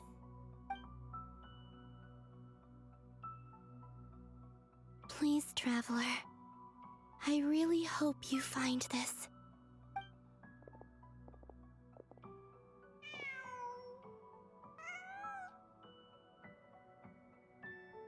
Huh. Just a cat. Nothing else here strikes me as noteworthy. Didn't you stay here for a couple of nights once? Before Rerir showed himself, yes. It's also where the Traveler and I first met. Did you notice anything unusual during your stay? I remember thinking how much noisier the flagship is at night compared to the graveyard. Other than that, no. The Traveler and Paimon were most congenial neighbors. This is where they've been staying, yes? Over here? That's right. I wouldn't usually condone breaking and entering, but we can make it up to them later. Focus now. I have to write a message on the wall using Kuvaki, just like I said on Moon Prayer Night. Simply open your windows on nights when the moon shines bright, and the moonlight will naturally flow towards the words I have written. Here goes. I'll need to carefully control my strength.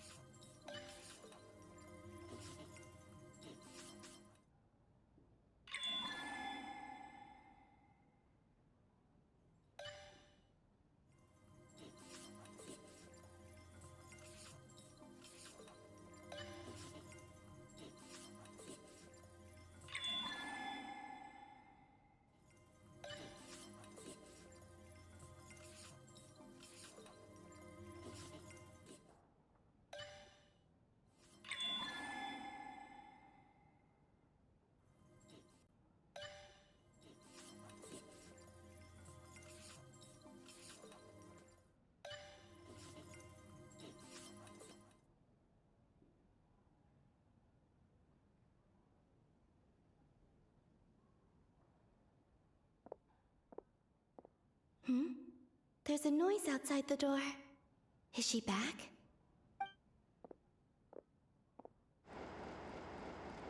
Please, you have to see these words.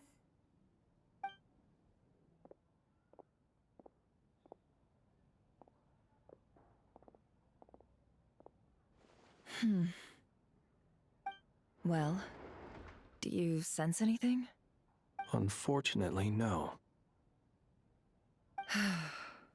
And this place was our last chance. Not necessarily. We've only looked in Nasha Town so far. Miss Colombina said she would leave messages at her friends' dwellings. It's still worth checking where Miss Lauma lives and where I live. Let's try and make some time to look into those then. Wait. What are you waiting for? Paimon might have overeaten slightly. What's that look for? This is a victory feast. It's normal to eat a little more than usual. The Traveler and Paimon. It's really you. But why are they talking about a victory feast? Huh. You worried Paimon sick while you were out there fighting Rerir. So this is your chance to make it up to her, alright? Wait. So this is the night after the battle against Rerir. How did I end up here? That's quite a long time ago now. Wait. Time. That's it. Every time I've entered reality within this space, it's been at an earlier point in time. Every one of those points has been before I fell into the moon's reflection. And everything I've done to affect reality really did happen in the past. Does this mean that within the moon's reflection, time flows backwards? Starting from the moment I fell in? Not long till Moon Prayer Night now. It's gonna be even livelier than tonight. Although, it's gonna be sad saying goodbye to the damselette. She seems like a really nice person. Paimon. No, I can't. Even if I make contact, they probably won't understand what's going on. And in any case, I'll likely get pulled away again if I do. Instead, I have to find a way to get them to notice what I've written using the moonlight. Wait, even I hadn't thought of doing that before Moon Prayer Night. They'd never conceive of that possibility. Is there truly no other way? Don't lose heart. We'll find a way somehow. Huh? Oh, you say that, but the Frost Moon is beyond the fall sky. If we wanted to go visit her, how would we make it through to the other side? We might not have all the answers now, but I'm sure we'll find a way one day. Huh. Guess someone's gotta be the optimist. The present. The future. That's right. There are still things I can do. What's your plan? Flins, when you were staying next door, did you ever open the window? No. The rooms here are dark and damp, and there's such a buildup of dust on the windows that the moonlight can't even get in. I didn't think it was worth the trouble. The moonlight? Ah, I think I see where you're going. One moment. I'll see if the owner is available. Don't bother. Time is of the essence.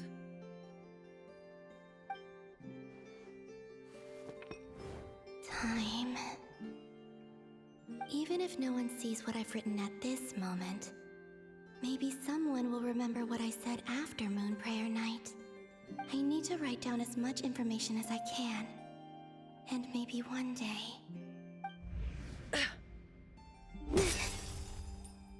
Huh? What's up with you? You can't even hold your cup steady. Are you getting tired? A little. Well, you should probably hit the hay then. You've had a really tough couple of days for you.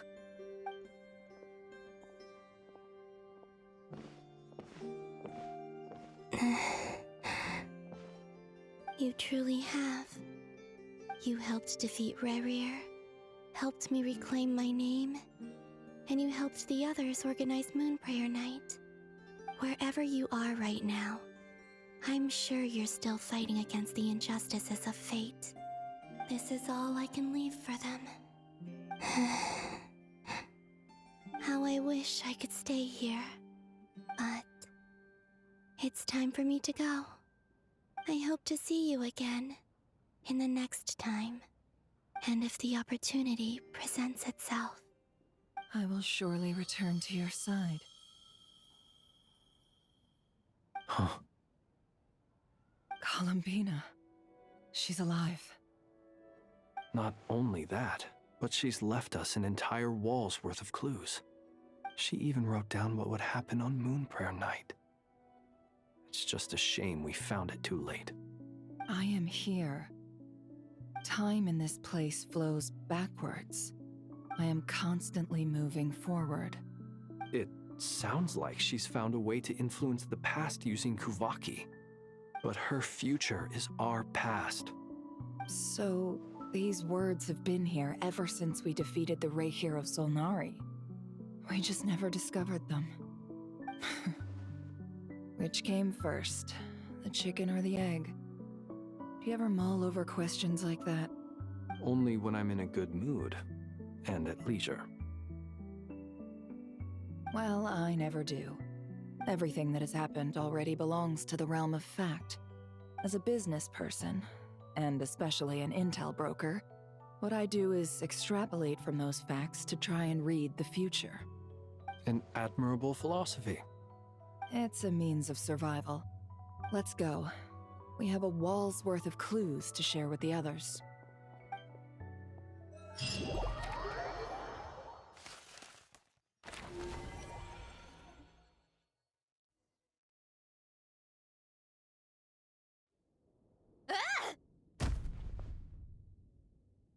It appears that the doctor's energy signature has changed to something similar to Kuvaki, but not like the Kuvaki we're used to. Nodkrai's Kuvaki devices will only have a limited effect on it. I can see why you've chosen to place your hopes in alchemy instead. Also, I must say these books are rather profound. My subordinates just shipped them in from Fontaine. Some of them are from the Narcissenkreuz Ordo. Some are incident reports from Petrichor, and then there's a few test reports for these junk machines. Additionally, after some further scanning, I've discovered something extremely annoying. What's that? Teyvat's skies contain multiple moons. A long time ago, when I did my first scan, I detected 3, just as the legends say. But when I checked again just now, I detected 4 moons. So there's one extra? Yeah. Originally, I thought that if I could still find 3 moons, that would at least mean Colombina's still alive. But then it occurred to me that apart from the frost moon, Teyvat's moons are just husks. And husks surely shouldn't show up in the scan, since they're not alive. It's weird, isn't it? If we can't even distinguish between a dead and a living moon, how are we supposed to know whether a moon goddess is still alive?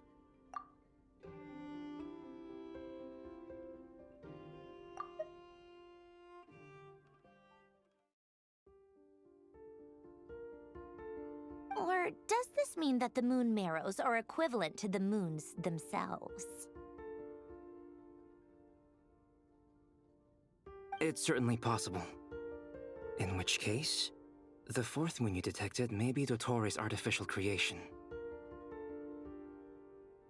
So he wasn't bluffing. He really built his own moon marrow. Ugh!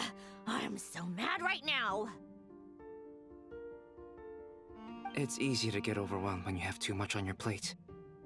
Maybe you need to relax. Perhaps try going for a walk.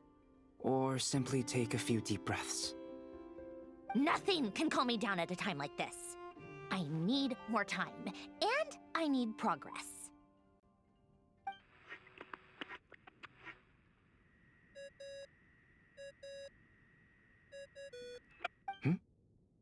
It's Mr. Flins. I really hate that ringing tone. Ugh. First the 4 orthants of the Narcissenkreuz, then moon marrows. Now what? Oh, sorry if we're disturbing you. Might I ask what's troubling you? What do you want? We're busy. Are you still at the Curatorium of Secrets? Yeah. Look, everyone else is still out, so there's no hurry. Plus, I'm busy, so I would appreciate if you gave me some space. Even though we have crucial intel to share?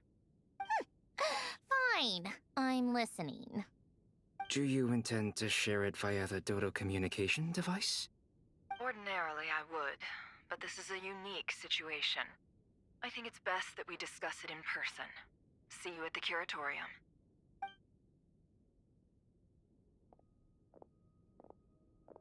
All right, then. So, what's the situation? The rest of the team is still out working on their missions and evacuations, but we've decided to fill you in on the most crucial information first. Sandrone, you were right. Colombina is most likely still alive.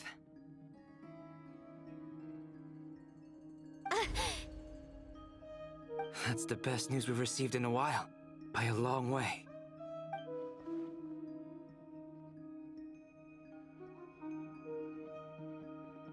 Random locations. Appearing in reverse order? Are you serious? So not dying isn't enough for the moon goddess, huh? She has to show off too. Anyway, does this mean we can deduce her condition from the moon marrows? Miss Androne, there's nothing wrong with simply admitting that you're happy to hear the good news. I'm not. And she's the least of our problems. We're facing a huge crisis. If she can't control the flow of time in there, she's just gonna keep moving backwards. Different points in time won't intersect, and she'll never find a way out. Let's say life begins with a drop of water. When did time begin? The moment this planet came into being? No, that's not right. Her final destination would be the moment at which the space she is in was created. But it doesn't seem like we can influence that space from the outside world. So how can we help her? Also, if she's alive, Rerir and Thalindis might be too. But as far as we know, neither of them have come back out. That space may not have an exit at all. I'm afraid I must concur with Miss Nefer in this. Can't exactly argue with that. Let's leave it there for now. I've taken notes on everything you said. Will it help with your research? I doubt it's gonna help with breaking Dotori's energy fields. But who knows when it might come in handy. Better to have it all written down than try to remember everything when I need it. All right, I need to get back to my research. Mr. Albedo has made a lot of suggestions that will require my undivided attention. Sure, I'll stay here. I have things to work on.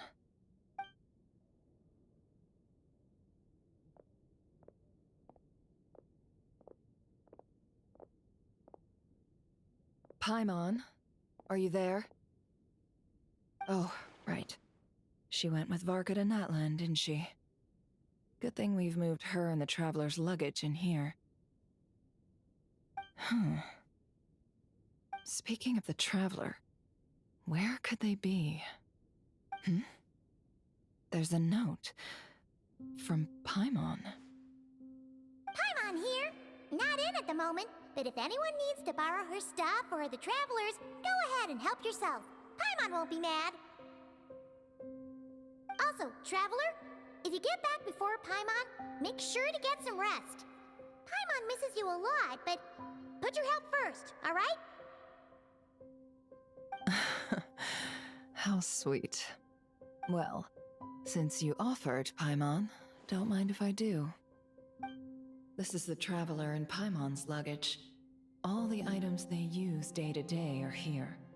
It's well organized. I wonder which of them is responsible for that. What do we have here?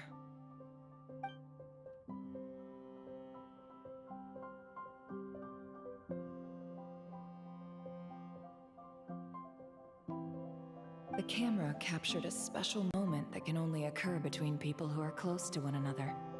You can really sense how the photographer feels about their subject. I wonder why this picture was placed outside. Is it because Paimon recently looked at it?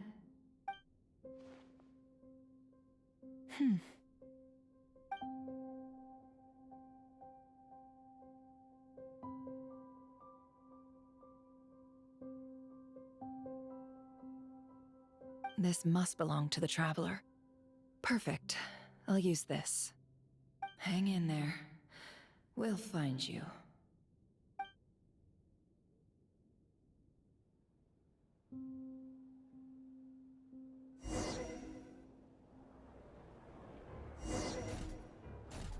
Polonia. Search keyword world formula and bring me all relevant books.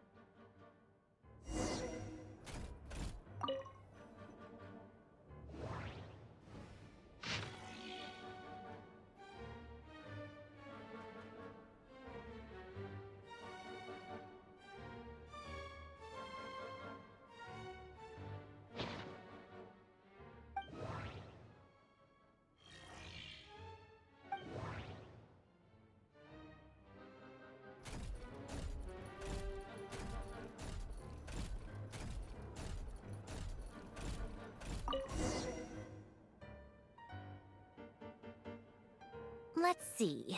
This one is Ontonki Sermon Dictation concerning the apocalypse. I believe that the correct term for this is Fortuna. This was an ancient Romorian technology, a wisdom unparalleled.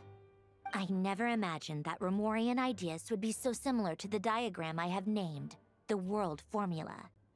This is strong evidence that human civilization should gradually shed possibilities as it continues to explore and evolve. The end of humankind may well be upon us right now. The sparks of civilization shall run out, unless we consider introducing variables from outside the system. Variables. Surely that can only mean one thing. Descenders? Dottore likely captured the Traveler because of her descender status. But the Three Moons' authority comes from the world itself. Why would Dottore need anything beyond that? Where does this variable factor in? The world formula calculates the fate of an entire world. Introducing a variable would therefore give us...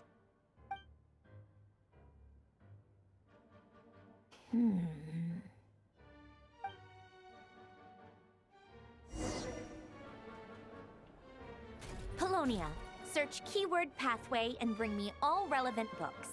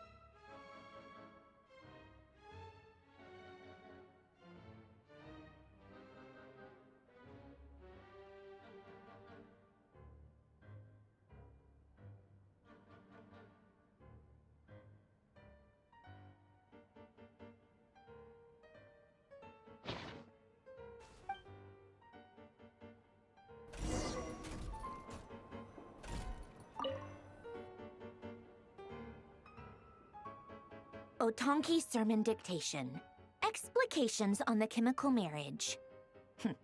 These titles are pretty esoteric.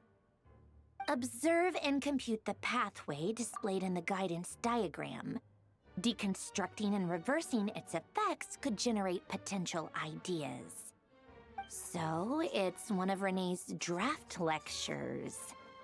Deconstructing the pathway.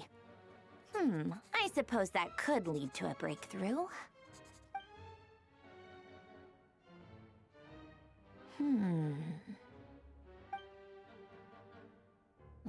This is so long. This guy sure loves showing off his knowledge.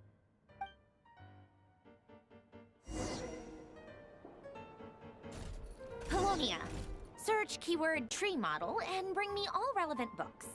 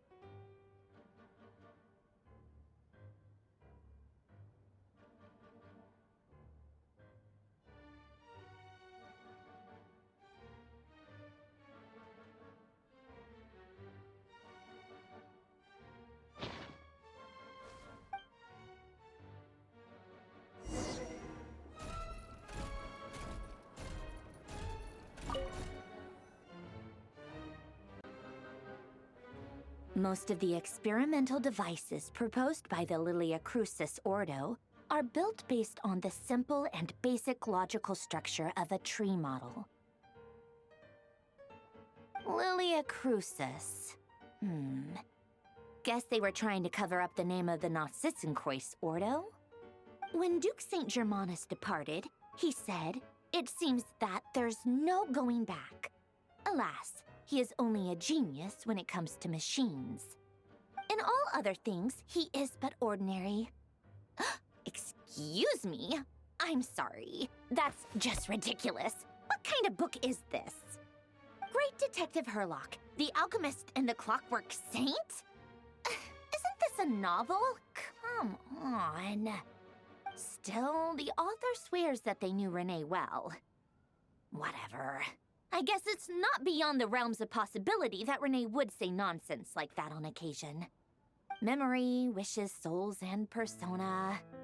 Frankly, this sounds more like occultism, but if Albedo vouches for it, I suppose there must be some alchemical basis to these techniques. The way Alain Guillotin saw it, the world was comprised of machines. The universe needed machines, and thus his technologies were created. That's why I was born. René, his full name was René de Petrichor, if I recall correctly. Sounds like he and the town must be intricately connected. That place was also the source of most of our information regarding Remurian civilization. Seems like some of his projects were based on their technology. The cutting of souls and storing them in vessels. These seemingly unrelated techniques underpinned René's research. Assuming that the 4 orthants correspond to alchemical categories. The chemical marriage model? Alain would have scoffed at that. He never would have let those theories or parameters anywhere near his mathematical formulas.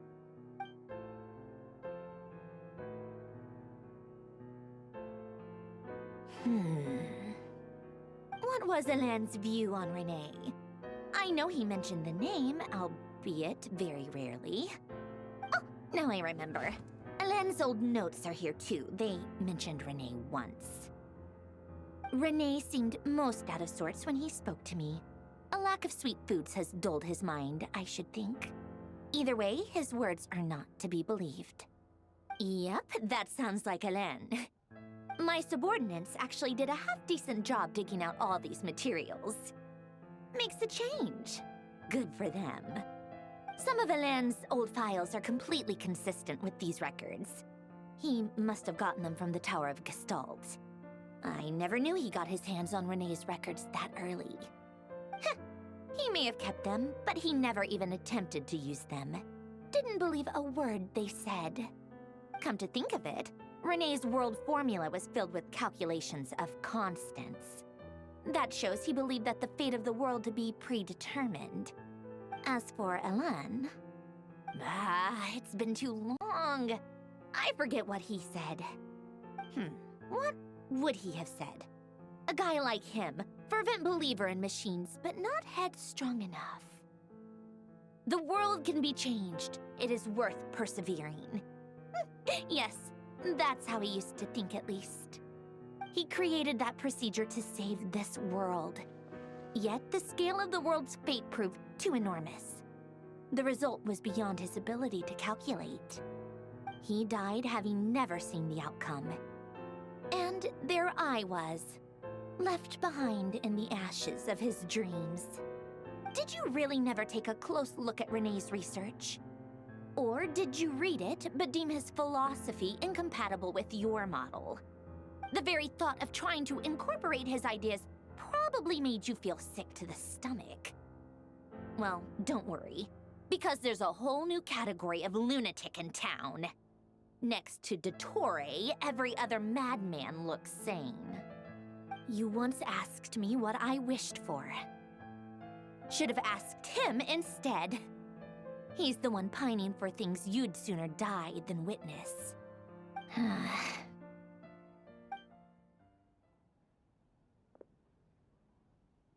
Even the tiniest variable can make big waves in the present. Now then, Allow me to put these incompatible fragments together in your stead. First, establish and verify the existence of the Great Circle. Absolute nihil on one end, absolute reality on the other. Now, search between these two extremes. Then, the construction criteria. Variables. The sparks of civilization shall run out unless we consider introducing variables from outside the system. Input variables. Traverse the world, space-time, and civilization. Then extract the essential nodes from the records to determine which variables they point to. The primordial power that differentiated itself from the void. The power of light. Yes, light. Records. Hyperborea. This is so horrendously complicated. After all that, I'm still missing a few variables. I need to think this through again. How do you think it looks, Polonia? Like the frenzied scrawlings of a madwoman? Fine, keep it to yourself. It's not like you can talk anyway. I'll assume you gave it a passing grade. I jest. But true madness does often start with trying to save the world. What would Arlecchino and Colombina think if they saw this incomprehensible hen scratch? They'd probably have me institutionalized. So would Rosaline. She's been dead for a while now. When I close my eyes and think back, I can still see her face. And that enormous dress she used to wear. Such a bizarre choice. What possessed her? Oh, and the clack-clack of those heels used to drive me insane. No one's asking me, obviously, but I hope you all know that I never wanted to save the world.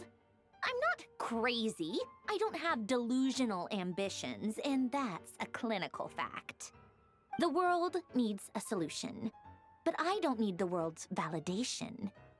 It's the world begging me for answers, not the other way around.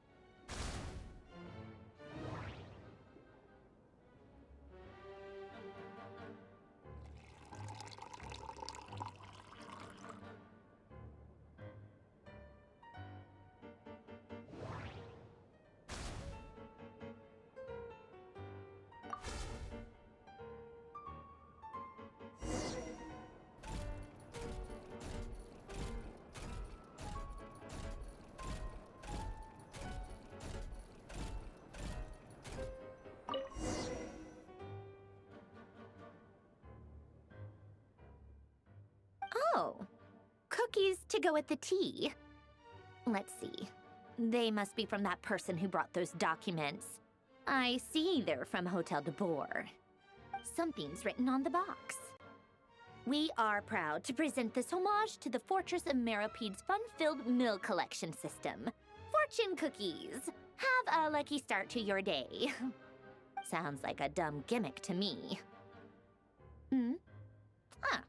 Be early to bed and early to rise. Get plenty of sun and drink plenty of water. Then things will surely go well for you. What? Are you kidding me? Somehow I doubt that an early night and a glass of water is magically gonna save a world on the brink of existential peril.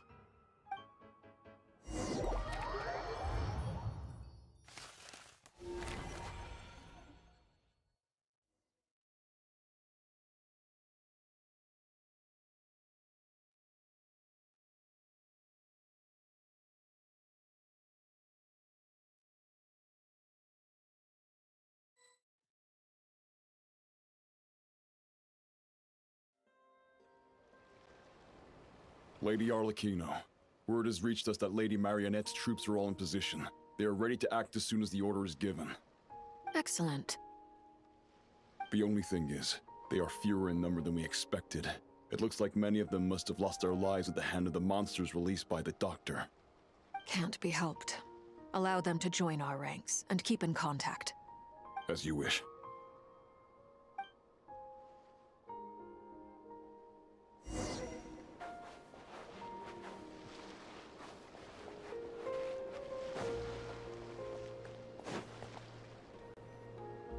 It's been a while, Arlecchino. You look well. Did Dottore really have to build his lab right on the sole path between Snezhnaya and Nodkrai? Had to go on a huge detour to stay out of its line of sight. Sounds like an arduous journey. I assume you've brought word from Her Majesty? Of course, all part of the job. Firstly, the Tsaritsa has authorized Fatui Internal Affairs to review Dottore's case. They will reach a formal verdict on whether he has turned traitor and whether he poses a threat to Snezhnaya. While they're working on that, I've been ordered to come and receive the refugees from Nodkrai. They are nearby. My team will escort you to them shortly. Great.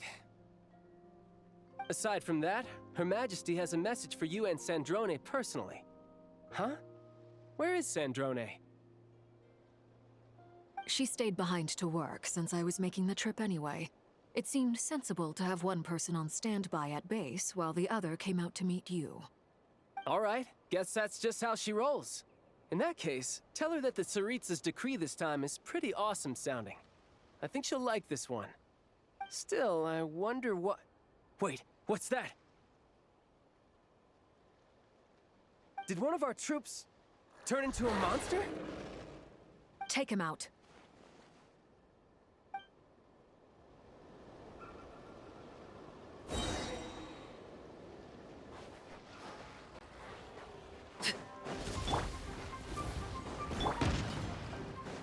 Overruled!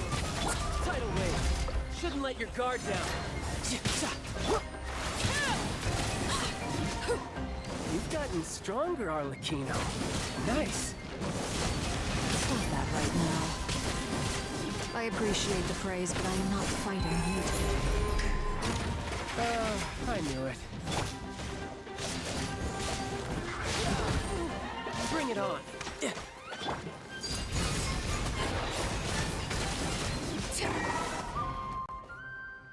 I can't believe it. He was a living, breathing human one moment, and the next?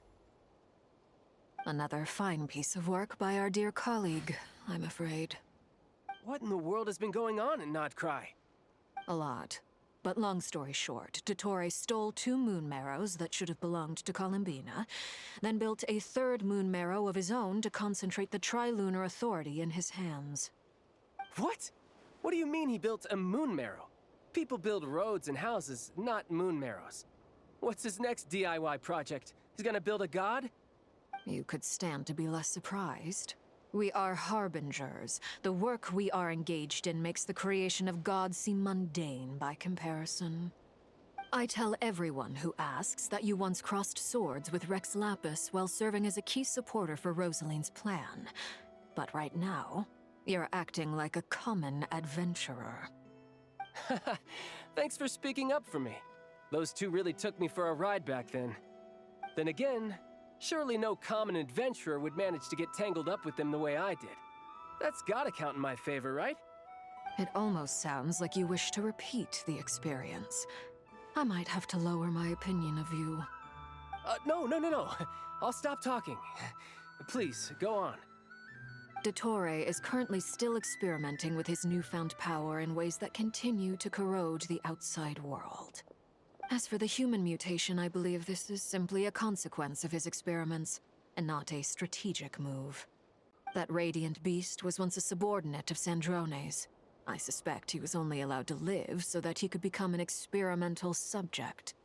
Also, those of us who fought Dottore have been afflicted with a curse. As such, I cannot leave Nodkrai. This is so much worse than I thought. No wonder Her Majesty's decree is so extreme. While these exceptional circumstances persist, the Harbingers are hereby authorized to use unilateral executive powers. Should Dottore pose a threat, Arlecchino and Sandrone are permitted to eliminate him. My thanks to Her Majesty. I will pass these good tidings on to Sandrone. Her Majesty has also declared that she will refrain from launching an attack on the now evacuated nodkrai due to the presence of unretrieved research material. A wise decision. By the way, how's my old partner doing? I'm assuming they're with you? Partner? You mean the Traveler? I'm afraid I have bad news. She was captured after our failed assault on Dottoro's lab. Her whereabouts are currently unknown. What? Why? Since when does Dottore have a bone to pick with her? That is indeed the question. I'm not sure he does. He must have some other goal in mind. This won't do. I have to rescue her. You can't. We have no idea where the Traveler is. What am I supposed to do then? Stand here twiddling my thumbs? Sandrone is working on it. The best thing you can do right now is complete your mission. Fine. I guess I'll leave this to you then. One last thing. Tell the Rooster to get the message out to the gods and citizens of every nation in Teyvat. Beware. An uncontrollable pollution is spreading forth from nodkrai. The source of that pollution is a madman drunk on the success of his experiments. The Fatui and our allies will endeavor to contain the threat. However, if nodkrai falls, things are likely to escalate. Considering Dottore is one of our own, all Fatui stationed in nodkrai consider it our duty to stay and fight him to the bitter end. Whatever the cost. Hey, don't be too pessimistic. If it comes to it, I'm sure Her Majesty won't stand by and do nothing. I hope you're right.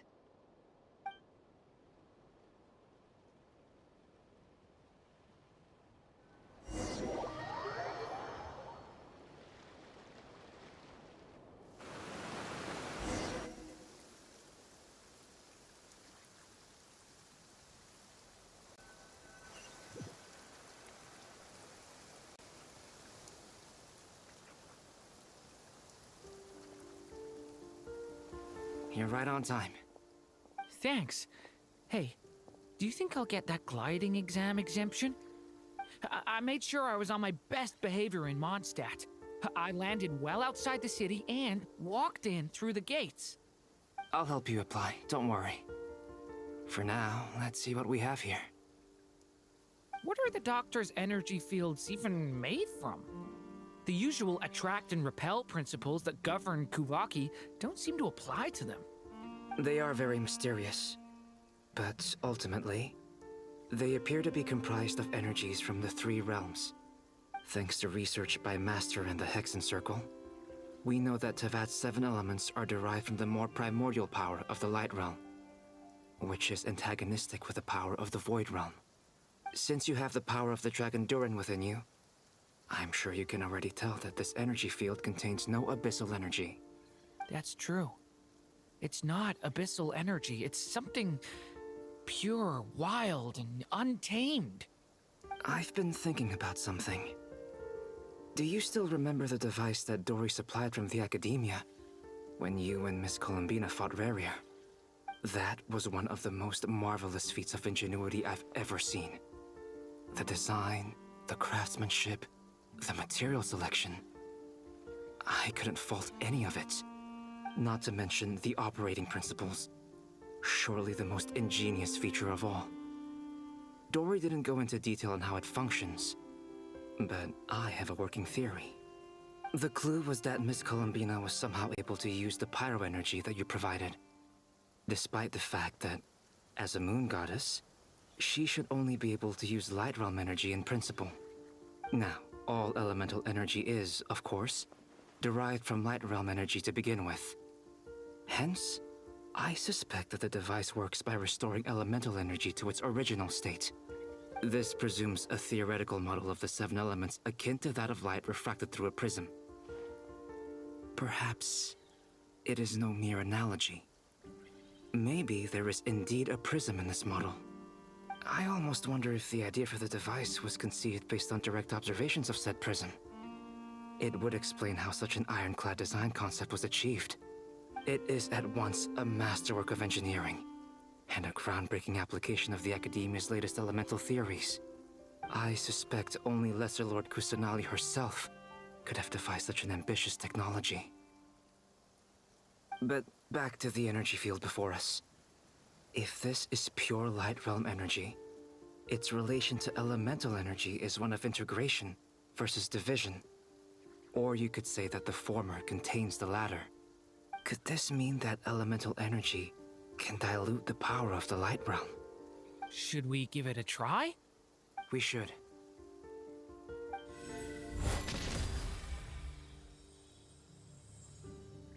Ha! It works! Clear signs of disruption were detected at the periphery of the energy field. This indicates that elemental energy can disturb or even negate the field. Now you try. All right, here goes. It's working! Switch to abyssal energy and attack again.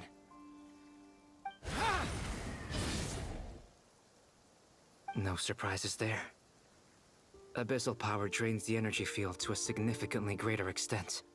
I now feel confident in asserting that the energy field is indeed pure light realm energy, and that elemental energy can dilute it. But the energy field is huge! How much elemental energy will it take to neutralize it? We don't have to neutralize it completely. We can try other approaches. That's all for theory. Would you like to continue watching? So you knew I was here? Huh? When did you get here? A while ago. But Albedo sounded like he was working on his thesis defense back there. Back in Sumeru. You can end a person's whole career by interrupting them mid-speech. Very thoughtful of you. I'm truly touched. Could I ask you to lend me a hand? With what? A little test. Try using anima to unleash a concentrated assault with circular blades, with the goal of breaking through at a singular point. Nice! This time it tore through the field. Tremendous. This is a major breakthrough. Should we go through? We probably shouldn't risk having mutually antagonistic energies in such close proximity. Durin, you stay here and watch the entrance. Hat Guy and I will go in to investigate. Sounds sensible to me. Keep your eyes peeled, Durin. Don't worry, I got this. You two be careful in there. Just give me the signal if you need help and I'll dive right in. What do you mean, signal? It's based on a new alchemical concoction I developed last month. When 2 bottles of it are smashed on the ground together, they emit a blinding burst of light.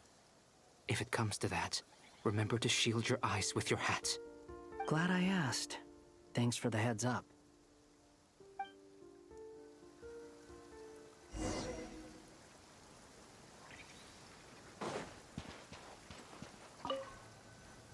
Like I thought. Beyond a certain distance, we can't see the opening where we came in. Maybe that's to prevent people from escaping. Sounds like Dottore style to me. Not much has changed. Things are basically the same here as they were before the energy field appeared.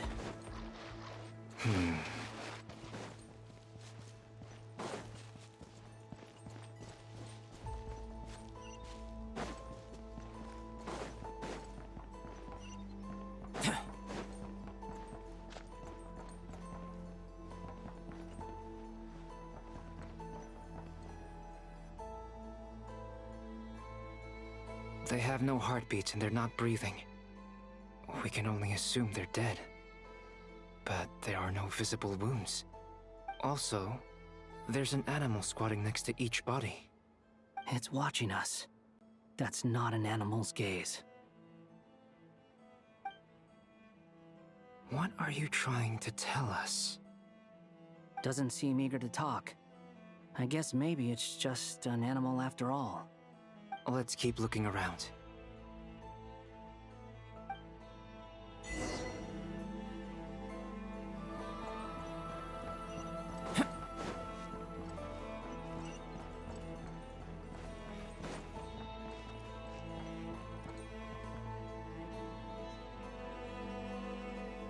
Same situation everywhere. Not a living soul in sight. Just countless bodies with animals standing watch over them. Well, I think we can safely rule out the possibility that they're all pets. Is skirting around the topic your way of showing consideration for other people's feelings? Just being cautious. I don't doubt that you can handle the truth.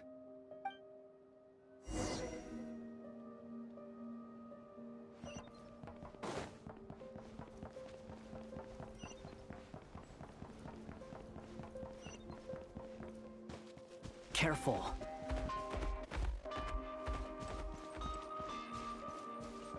Please, help us. Please. Over there, I hear a voice.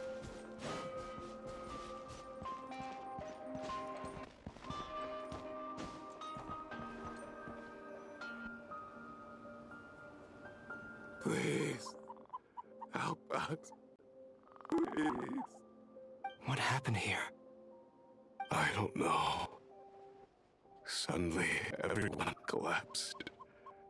Then my line of sight got lower. I still have some of my senses left. I gotta get out of here.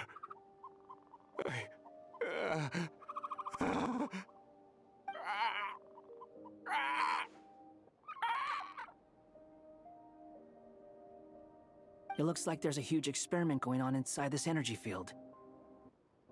Maybe each energy field is its own giant experiment. Vile. He's swapping human minds with those of animals. Even without the other circumstances, this would be an extremely radical experiment. Those people may have lost their sense of selves, but they are not fully animals either. If they were, they would have left. But instead, their instincts are driving them to remain by their dead bodies. We should go. No sense in sticking around here longer than we need to. Agreed.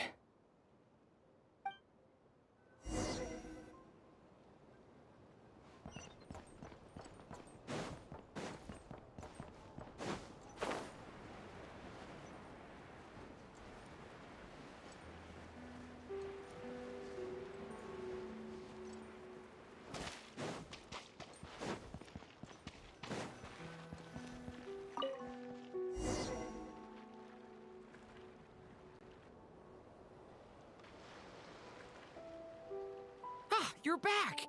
Everything okay? We saw some things that take a strong stomach. Otherwise, we're fine. We should share our findings with the others.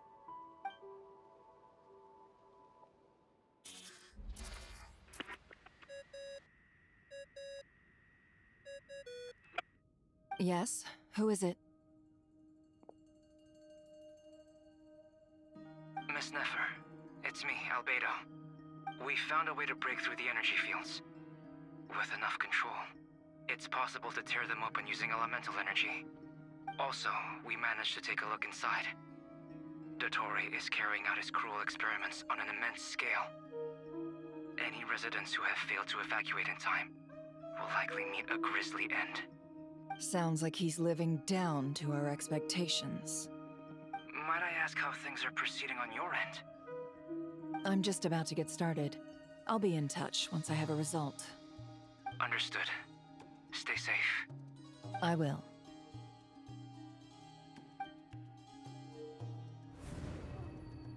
Well, Nefer, I'll link up with you once my tasks are complete. What makes you think I'd need you to do that? I'll need it.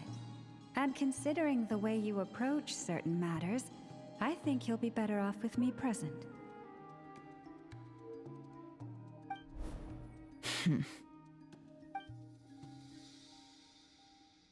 Let's begin. Entering simulation mode. A vast wasteland. Is this the Traveler's inner world? I was expecting something more vibrant, to be honest. Wait, someone's there. What are you looking at? In that case, I'll look at it with you. I want to know all about everything you've seen and experienced. Is there somewhere I should return to? Or should I stay here and be the hero everyone says I am? I don't dislike my current life. Roaming the land, fighting battles, accomplishing missions, earning a living, looking after Paimon. It's not so bad. I guess the only thing that's missing is that you're not here with me. This is the conscious layer, which contains a person's true feelings. It is filled with both longing and kindness. I suppose anyone who lives long enough ends up wishing for someone who can't be there. Maybe it's the only way we can feel truly alive. Time to delve a little deeper.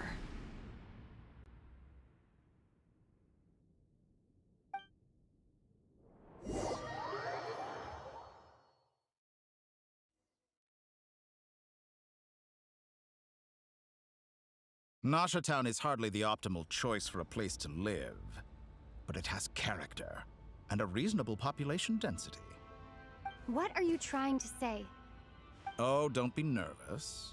I was just thinking where might make a good starting point for your journey. Perhaps I should send you further afield. Conria, perhaps. Conria ceased to exist long ago. Once again, you fail to understand the possibilities that the Tri-Lune creates. Anything that has existed in the past, I can now recreate. You simply do not wish to see that happen. That might be because you miss your sibling and fear getting answers that you are not ready to learn. But this is not for me to judge. If we are to collaborate, we need to maintain an amicable relationship. In a moment, you will be able to... Oh no. What are you...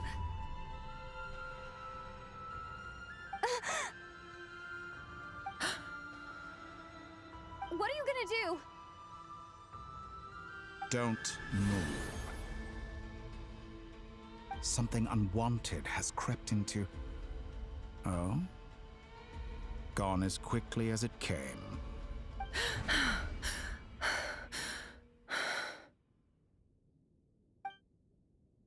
Did you save me? If I hadn't cut the connection, Dottore might have caught you from the other side and destroyed you. This was a good idea, but once is plenty. You were exceptionally brave.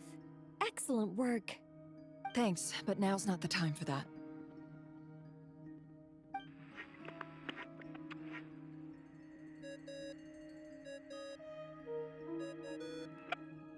Albedo speaking. I think I know where she is. What is this endless darkness? I can't see anything, even though my eyes are wide open. But why? What happened? Ah, sorry about that. I take it you didn't notice. Just now, a friend of yours took a little peek into your mind. Could it be Nefer? How did she do it? Did she use something as a medium to connect to me? Do you think she's aware of your current circumstances? Oh dear. Have I stunned you into silence? I only wanted to slow down your time a little so I could stop your intruder in her tracks. It would have been nice to capture the spy. I must say, I'm finding the ability to adjust the flow of time rather intriguing. The moment you closed your eyes, time seemed to grow impossibly viscous, didn't it? A whole month passed before you opened your eyes again, but only for you. No one else was affected. I dare say this is something only a god can achieve. Point taken. You've proven once again that you have god-tier powers. Oh, you misunderstand.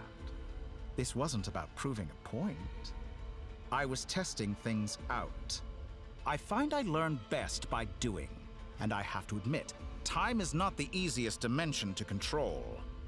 I only wanted to make you sleep for a short while, but it ended up lasting a whole month. clearly some finesse is required to wield the authority over time as I wish. I hope you're not angry with me. It was only a month's discrepancy, nothing too serious. Had I been off by a year, a decade, or even a century, that would have been quite a different story. You could have frozen me for millions of years. So much for collaboration. You aren't showing much sincerity. Millions of years? To what end? I wonder if you don't understand humans all that well. They are very pragmatic creatures who understand only that which they can perceive with their senses. If I had you sit here for a week, I imagine people might sympathize. But if I left you here for 100, 1,000, or 10,000 years, the sheer size of that number would cause it to lose all meaning to them. They would not have the capacity to comprehend your suffering, and thus they could not empathize. Unfortunately, while gods do exist in Tevat, it is ordinary humans that account for most of the population. Their lifespans are so limited, their bodies so fragile. Did you ever really hope that they could begin to understand someone like you? Your long life and unique origins make you fundamentally different from them. How long will it be before they start to treat you like the alien you are? Before you are ostracized, outcast? Alien. Even I feel bad for you sometimes. This world has made you into a slave. So many times you have served its will, and not once have the powers that be ever thought to grant you the one simple thing you wish for. You have been treated most unfairly. I can change that. I will grant you special privileges and give you back the status you rightly deserve as a descender.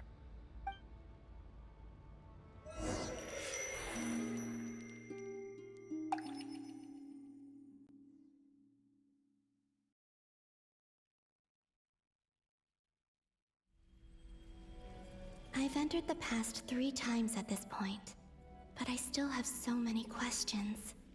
For instance, beyond each point being further back in time than the last, what determines the specific locations at which I can make entry?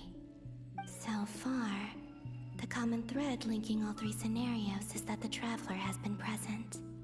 But it's more than that. I know I sensed something familiar around her.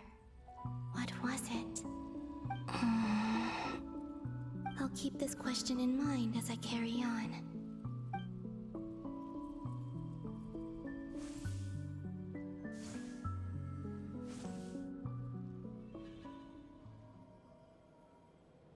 Humans, you never change. Always trying to use powers you neither comprehend nor control. This looks like Star Sand Shoal. Was this before Rerir regained his physical form?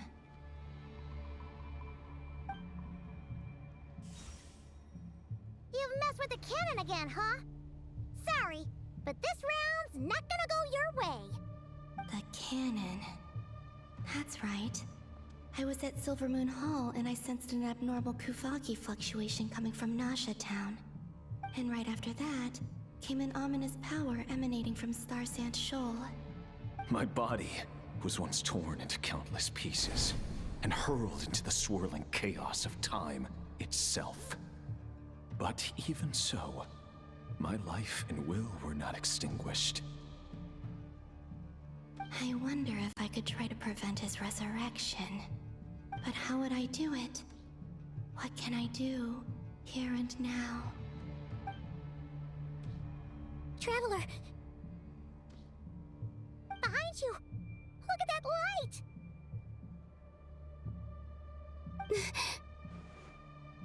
No, I won't make it in time. She's using the Kuvaki shield like I taught her. Is she gonna use it to block the cannon's beam? She's strong. I'm sure she can manage. But the force released when the beam impacts the shield might lead to collateral damage. Easy Island. The Frost Moon Scions will be exposed to lethal levels of Kuvaki. A question, if I may, kind Miss Colombina.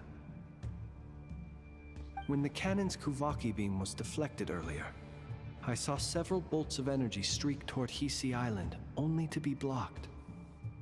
Did you also have a hand in that? Maybe that really was me after all. Well, future me. But I don't know if I have enough power left. Siki sato pasa sax, niti ipotuvtos. There's no time. Osestikos paratin tiram to risuiku, topir to aithion feraton. I have to make it.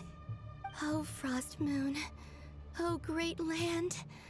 Oh, slumbering moonlight of Nodkrai. If you can hear me, if you can sense my call, then please, heed me once more!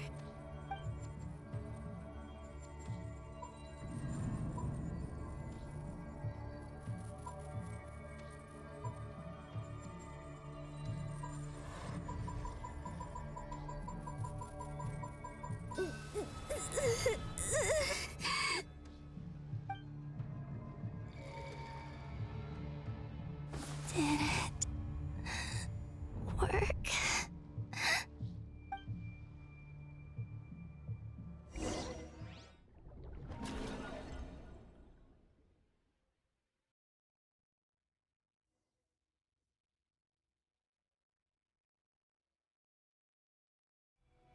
Hey, wake up.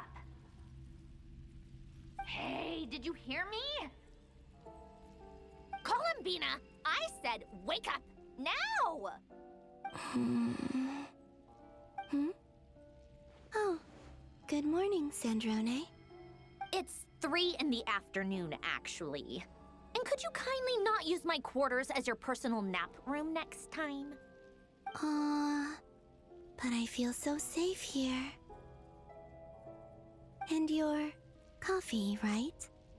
It's so bitter, but it smells lovely.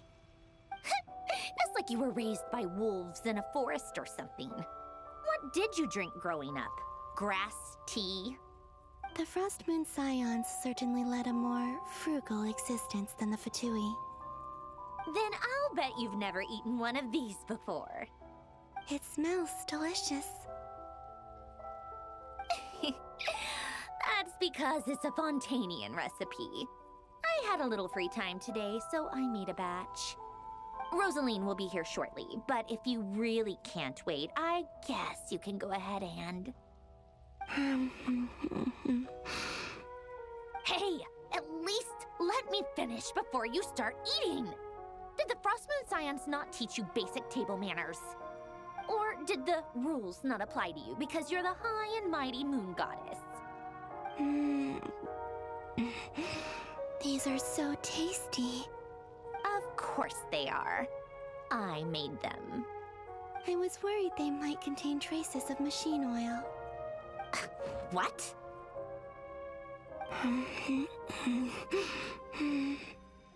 You know, there's something I've always wanted to ask you. Why did you leave your old home and join the Fatui? I mean, I'm sure their food was awful. But there's gotta be more to it than that. Well, life there didn't go quite how I imagined. What were you expecting? You're a god. Your followers are gonna make some demands of you, right? Surely you can just answer a few prayers here and there in return for the free food and drink. How bad can it be? Well, would you help other people just for free food and drink? The doctor told me that you were created by a great mechanic, Lord something Fisher. The Lord Artificer. Ugh, some people can't keep their mouths shut. Oh, Lord Artificer. And didn't he have something to do with the, narcissist? Narcissenkreuz Ordo. Yes, that was it. Narcissenkreuz Ordo. So, would you try to fulfill their wishes? You must be joking. I wouldn't go even if they paid me. I don't even know them. Exactly. Well, I felt the same way. I did not know the people who made demands of me. Huh. What do you know? We're on the same page for once. In his later years, Alan did ask me if there was anything I wanted to do. If I had any wishes of my own. Well, I don't. And I'm not in any mood to fulfill someone else's either. Who's Alain? He was the... You know what? Never mind. You're not gonna remember. Anyway, the point I'm trying to make is, neither of us is the self-sacrificing type. Let me ask you this. What sort of place would you like to live in, if you could choose? A place where people don't ask me for things I cannot give them. Where they don't worship me, or fear me, but just want to chat with me like a normal person. I'd also like the freedom to come and go as I please. And ideally, it would be somewhere with the smell of coffee and snacks. Not to burst your bubble, but no such place exists in the world. Now, take your snacks and scram.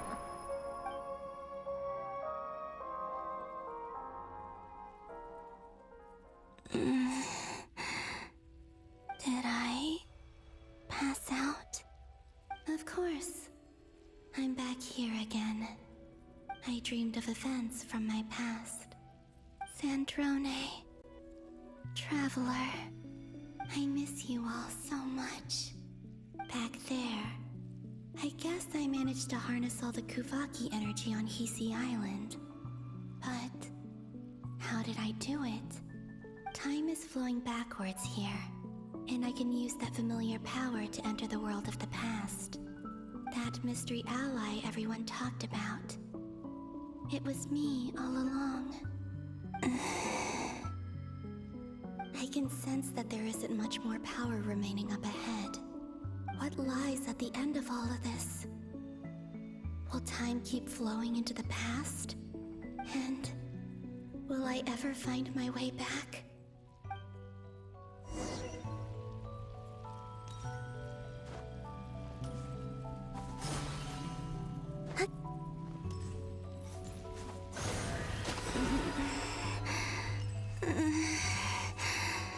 It's getting harder and harder to use my power.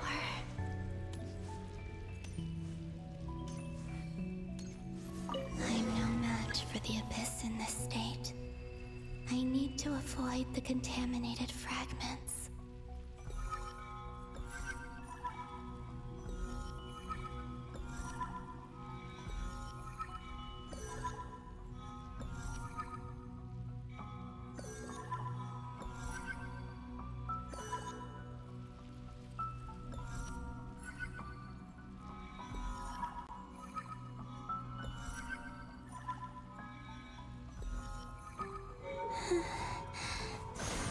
Time to go. I wonder where I'll find myself this time.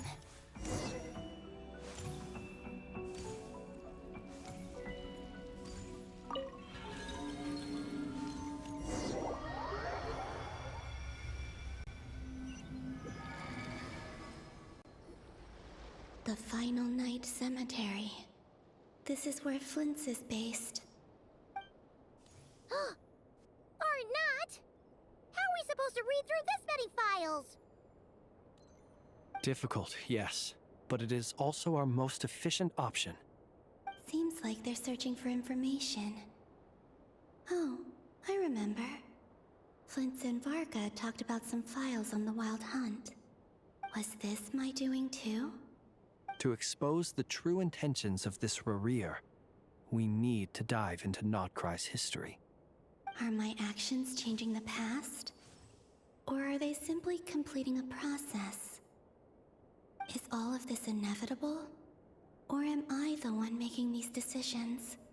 If I choose not to help them now, will it change how things turn out? Hope we don't land on our heads then. They're my friends. I can't not help them.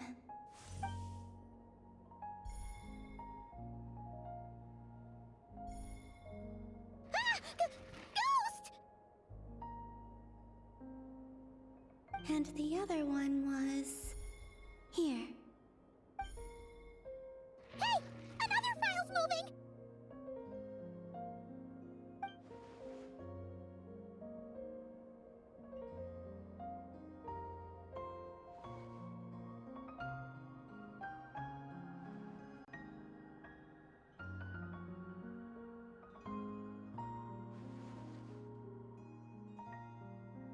That should do it.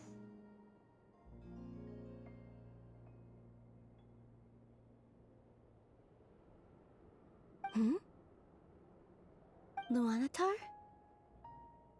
You can sense my presence? Wait!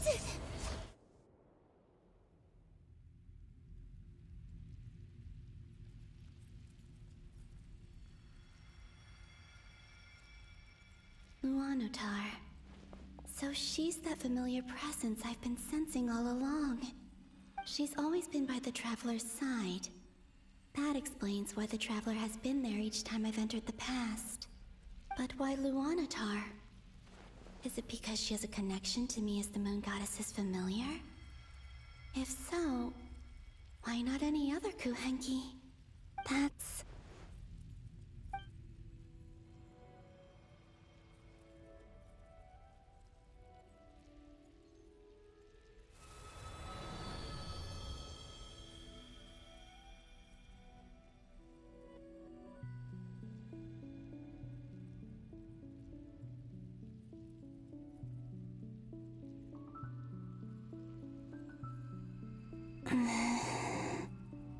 I cannot sense any power up ahead.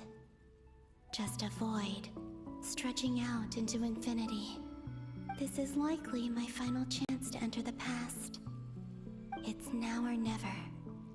I have to find a way back.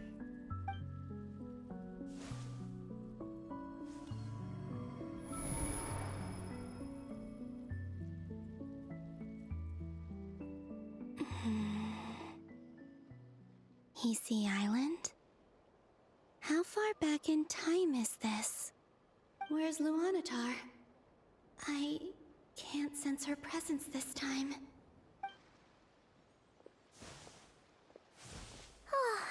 Seeing Ineffa and Aino reunited like that sure was heartwarming. Traveler, Paimon. No, stay calm. I don't have much power left to change things. I don't even have that much time left here. Think, Colombina. How do I find a way back? A way back... to where? Do I go back to Moon Prayer Night? Or to the future that followed? And if I return in my current state, what will become of me then? Dottoro's actions that day proved that he'd been planning that for a long time. He had already seized the power of 2 moon marrows before capturing me. Even if I managed to get back, how can I fight against him when he wields the Tri-Lune Authority? I can't. If I go back like this, I'll be playing right into his hands. I have to find some way of rivaling the power he has usurped. Wait. Time flowing backwards. The Tri-Lune Authority. Does that mean... I think I know what the final destination of this lunar reflection might be. I know what I must do. Speaking of homes, we must already be close to where the Frost Moon Scions live. The vibe here feels different, just like the scenery. But how do I communicate my plan to my friends? Should I write it down here? No. Someone else will see it. I need something with a close connection to me. Something I can use as a medium to tell them what's happened to me in here.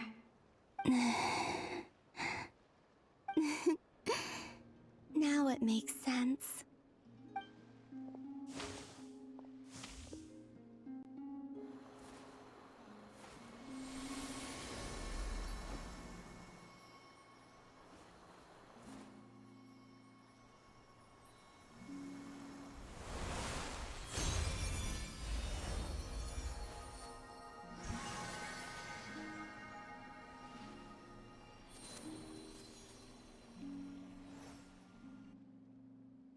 Hey, what was that?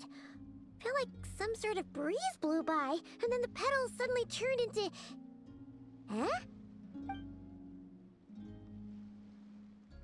It was I who brought Luanatar into being. I gave up a piece of my own soul to create her.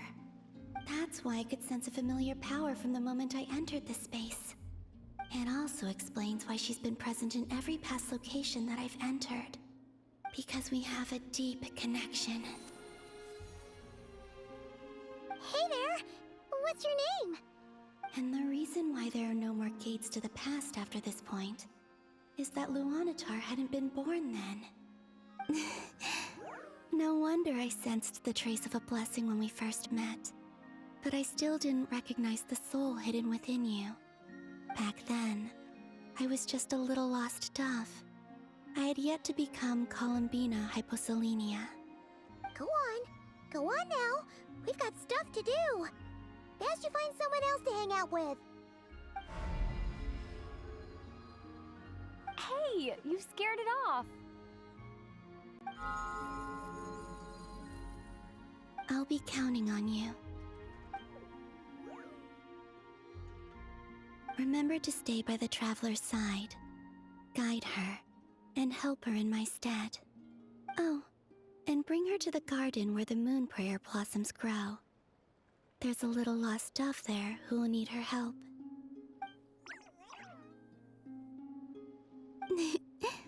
Go on.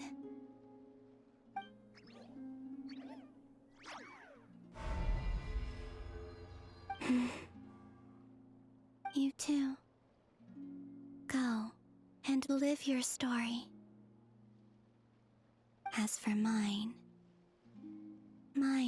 must go in a different direction.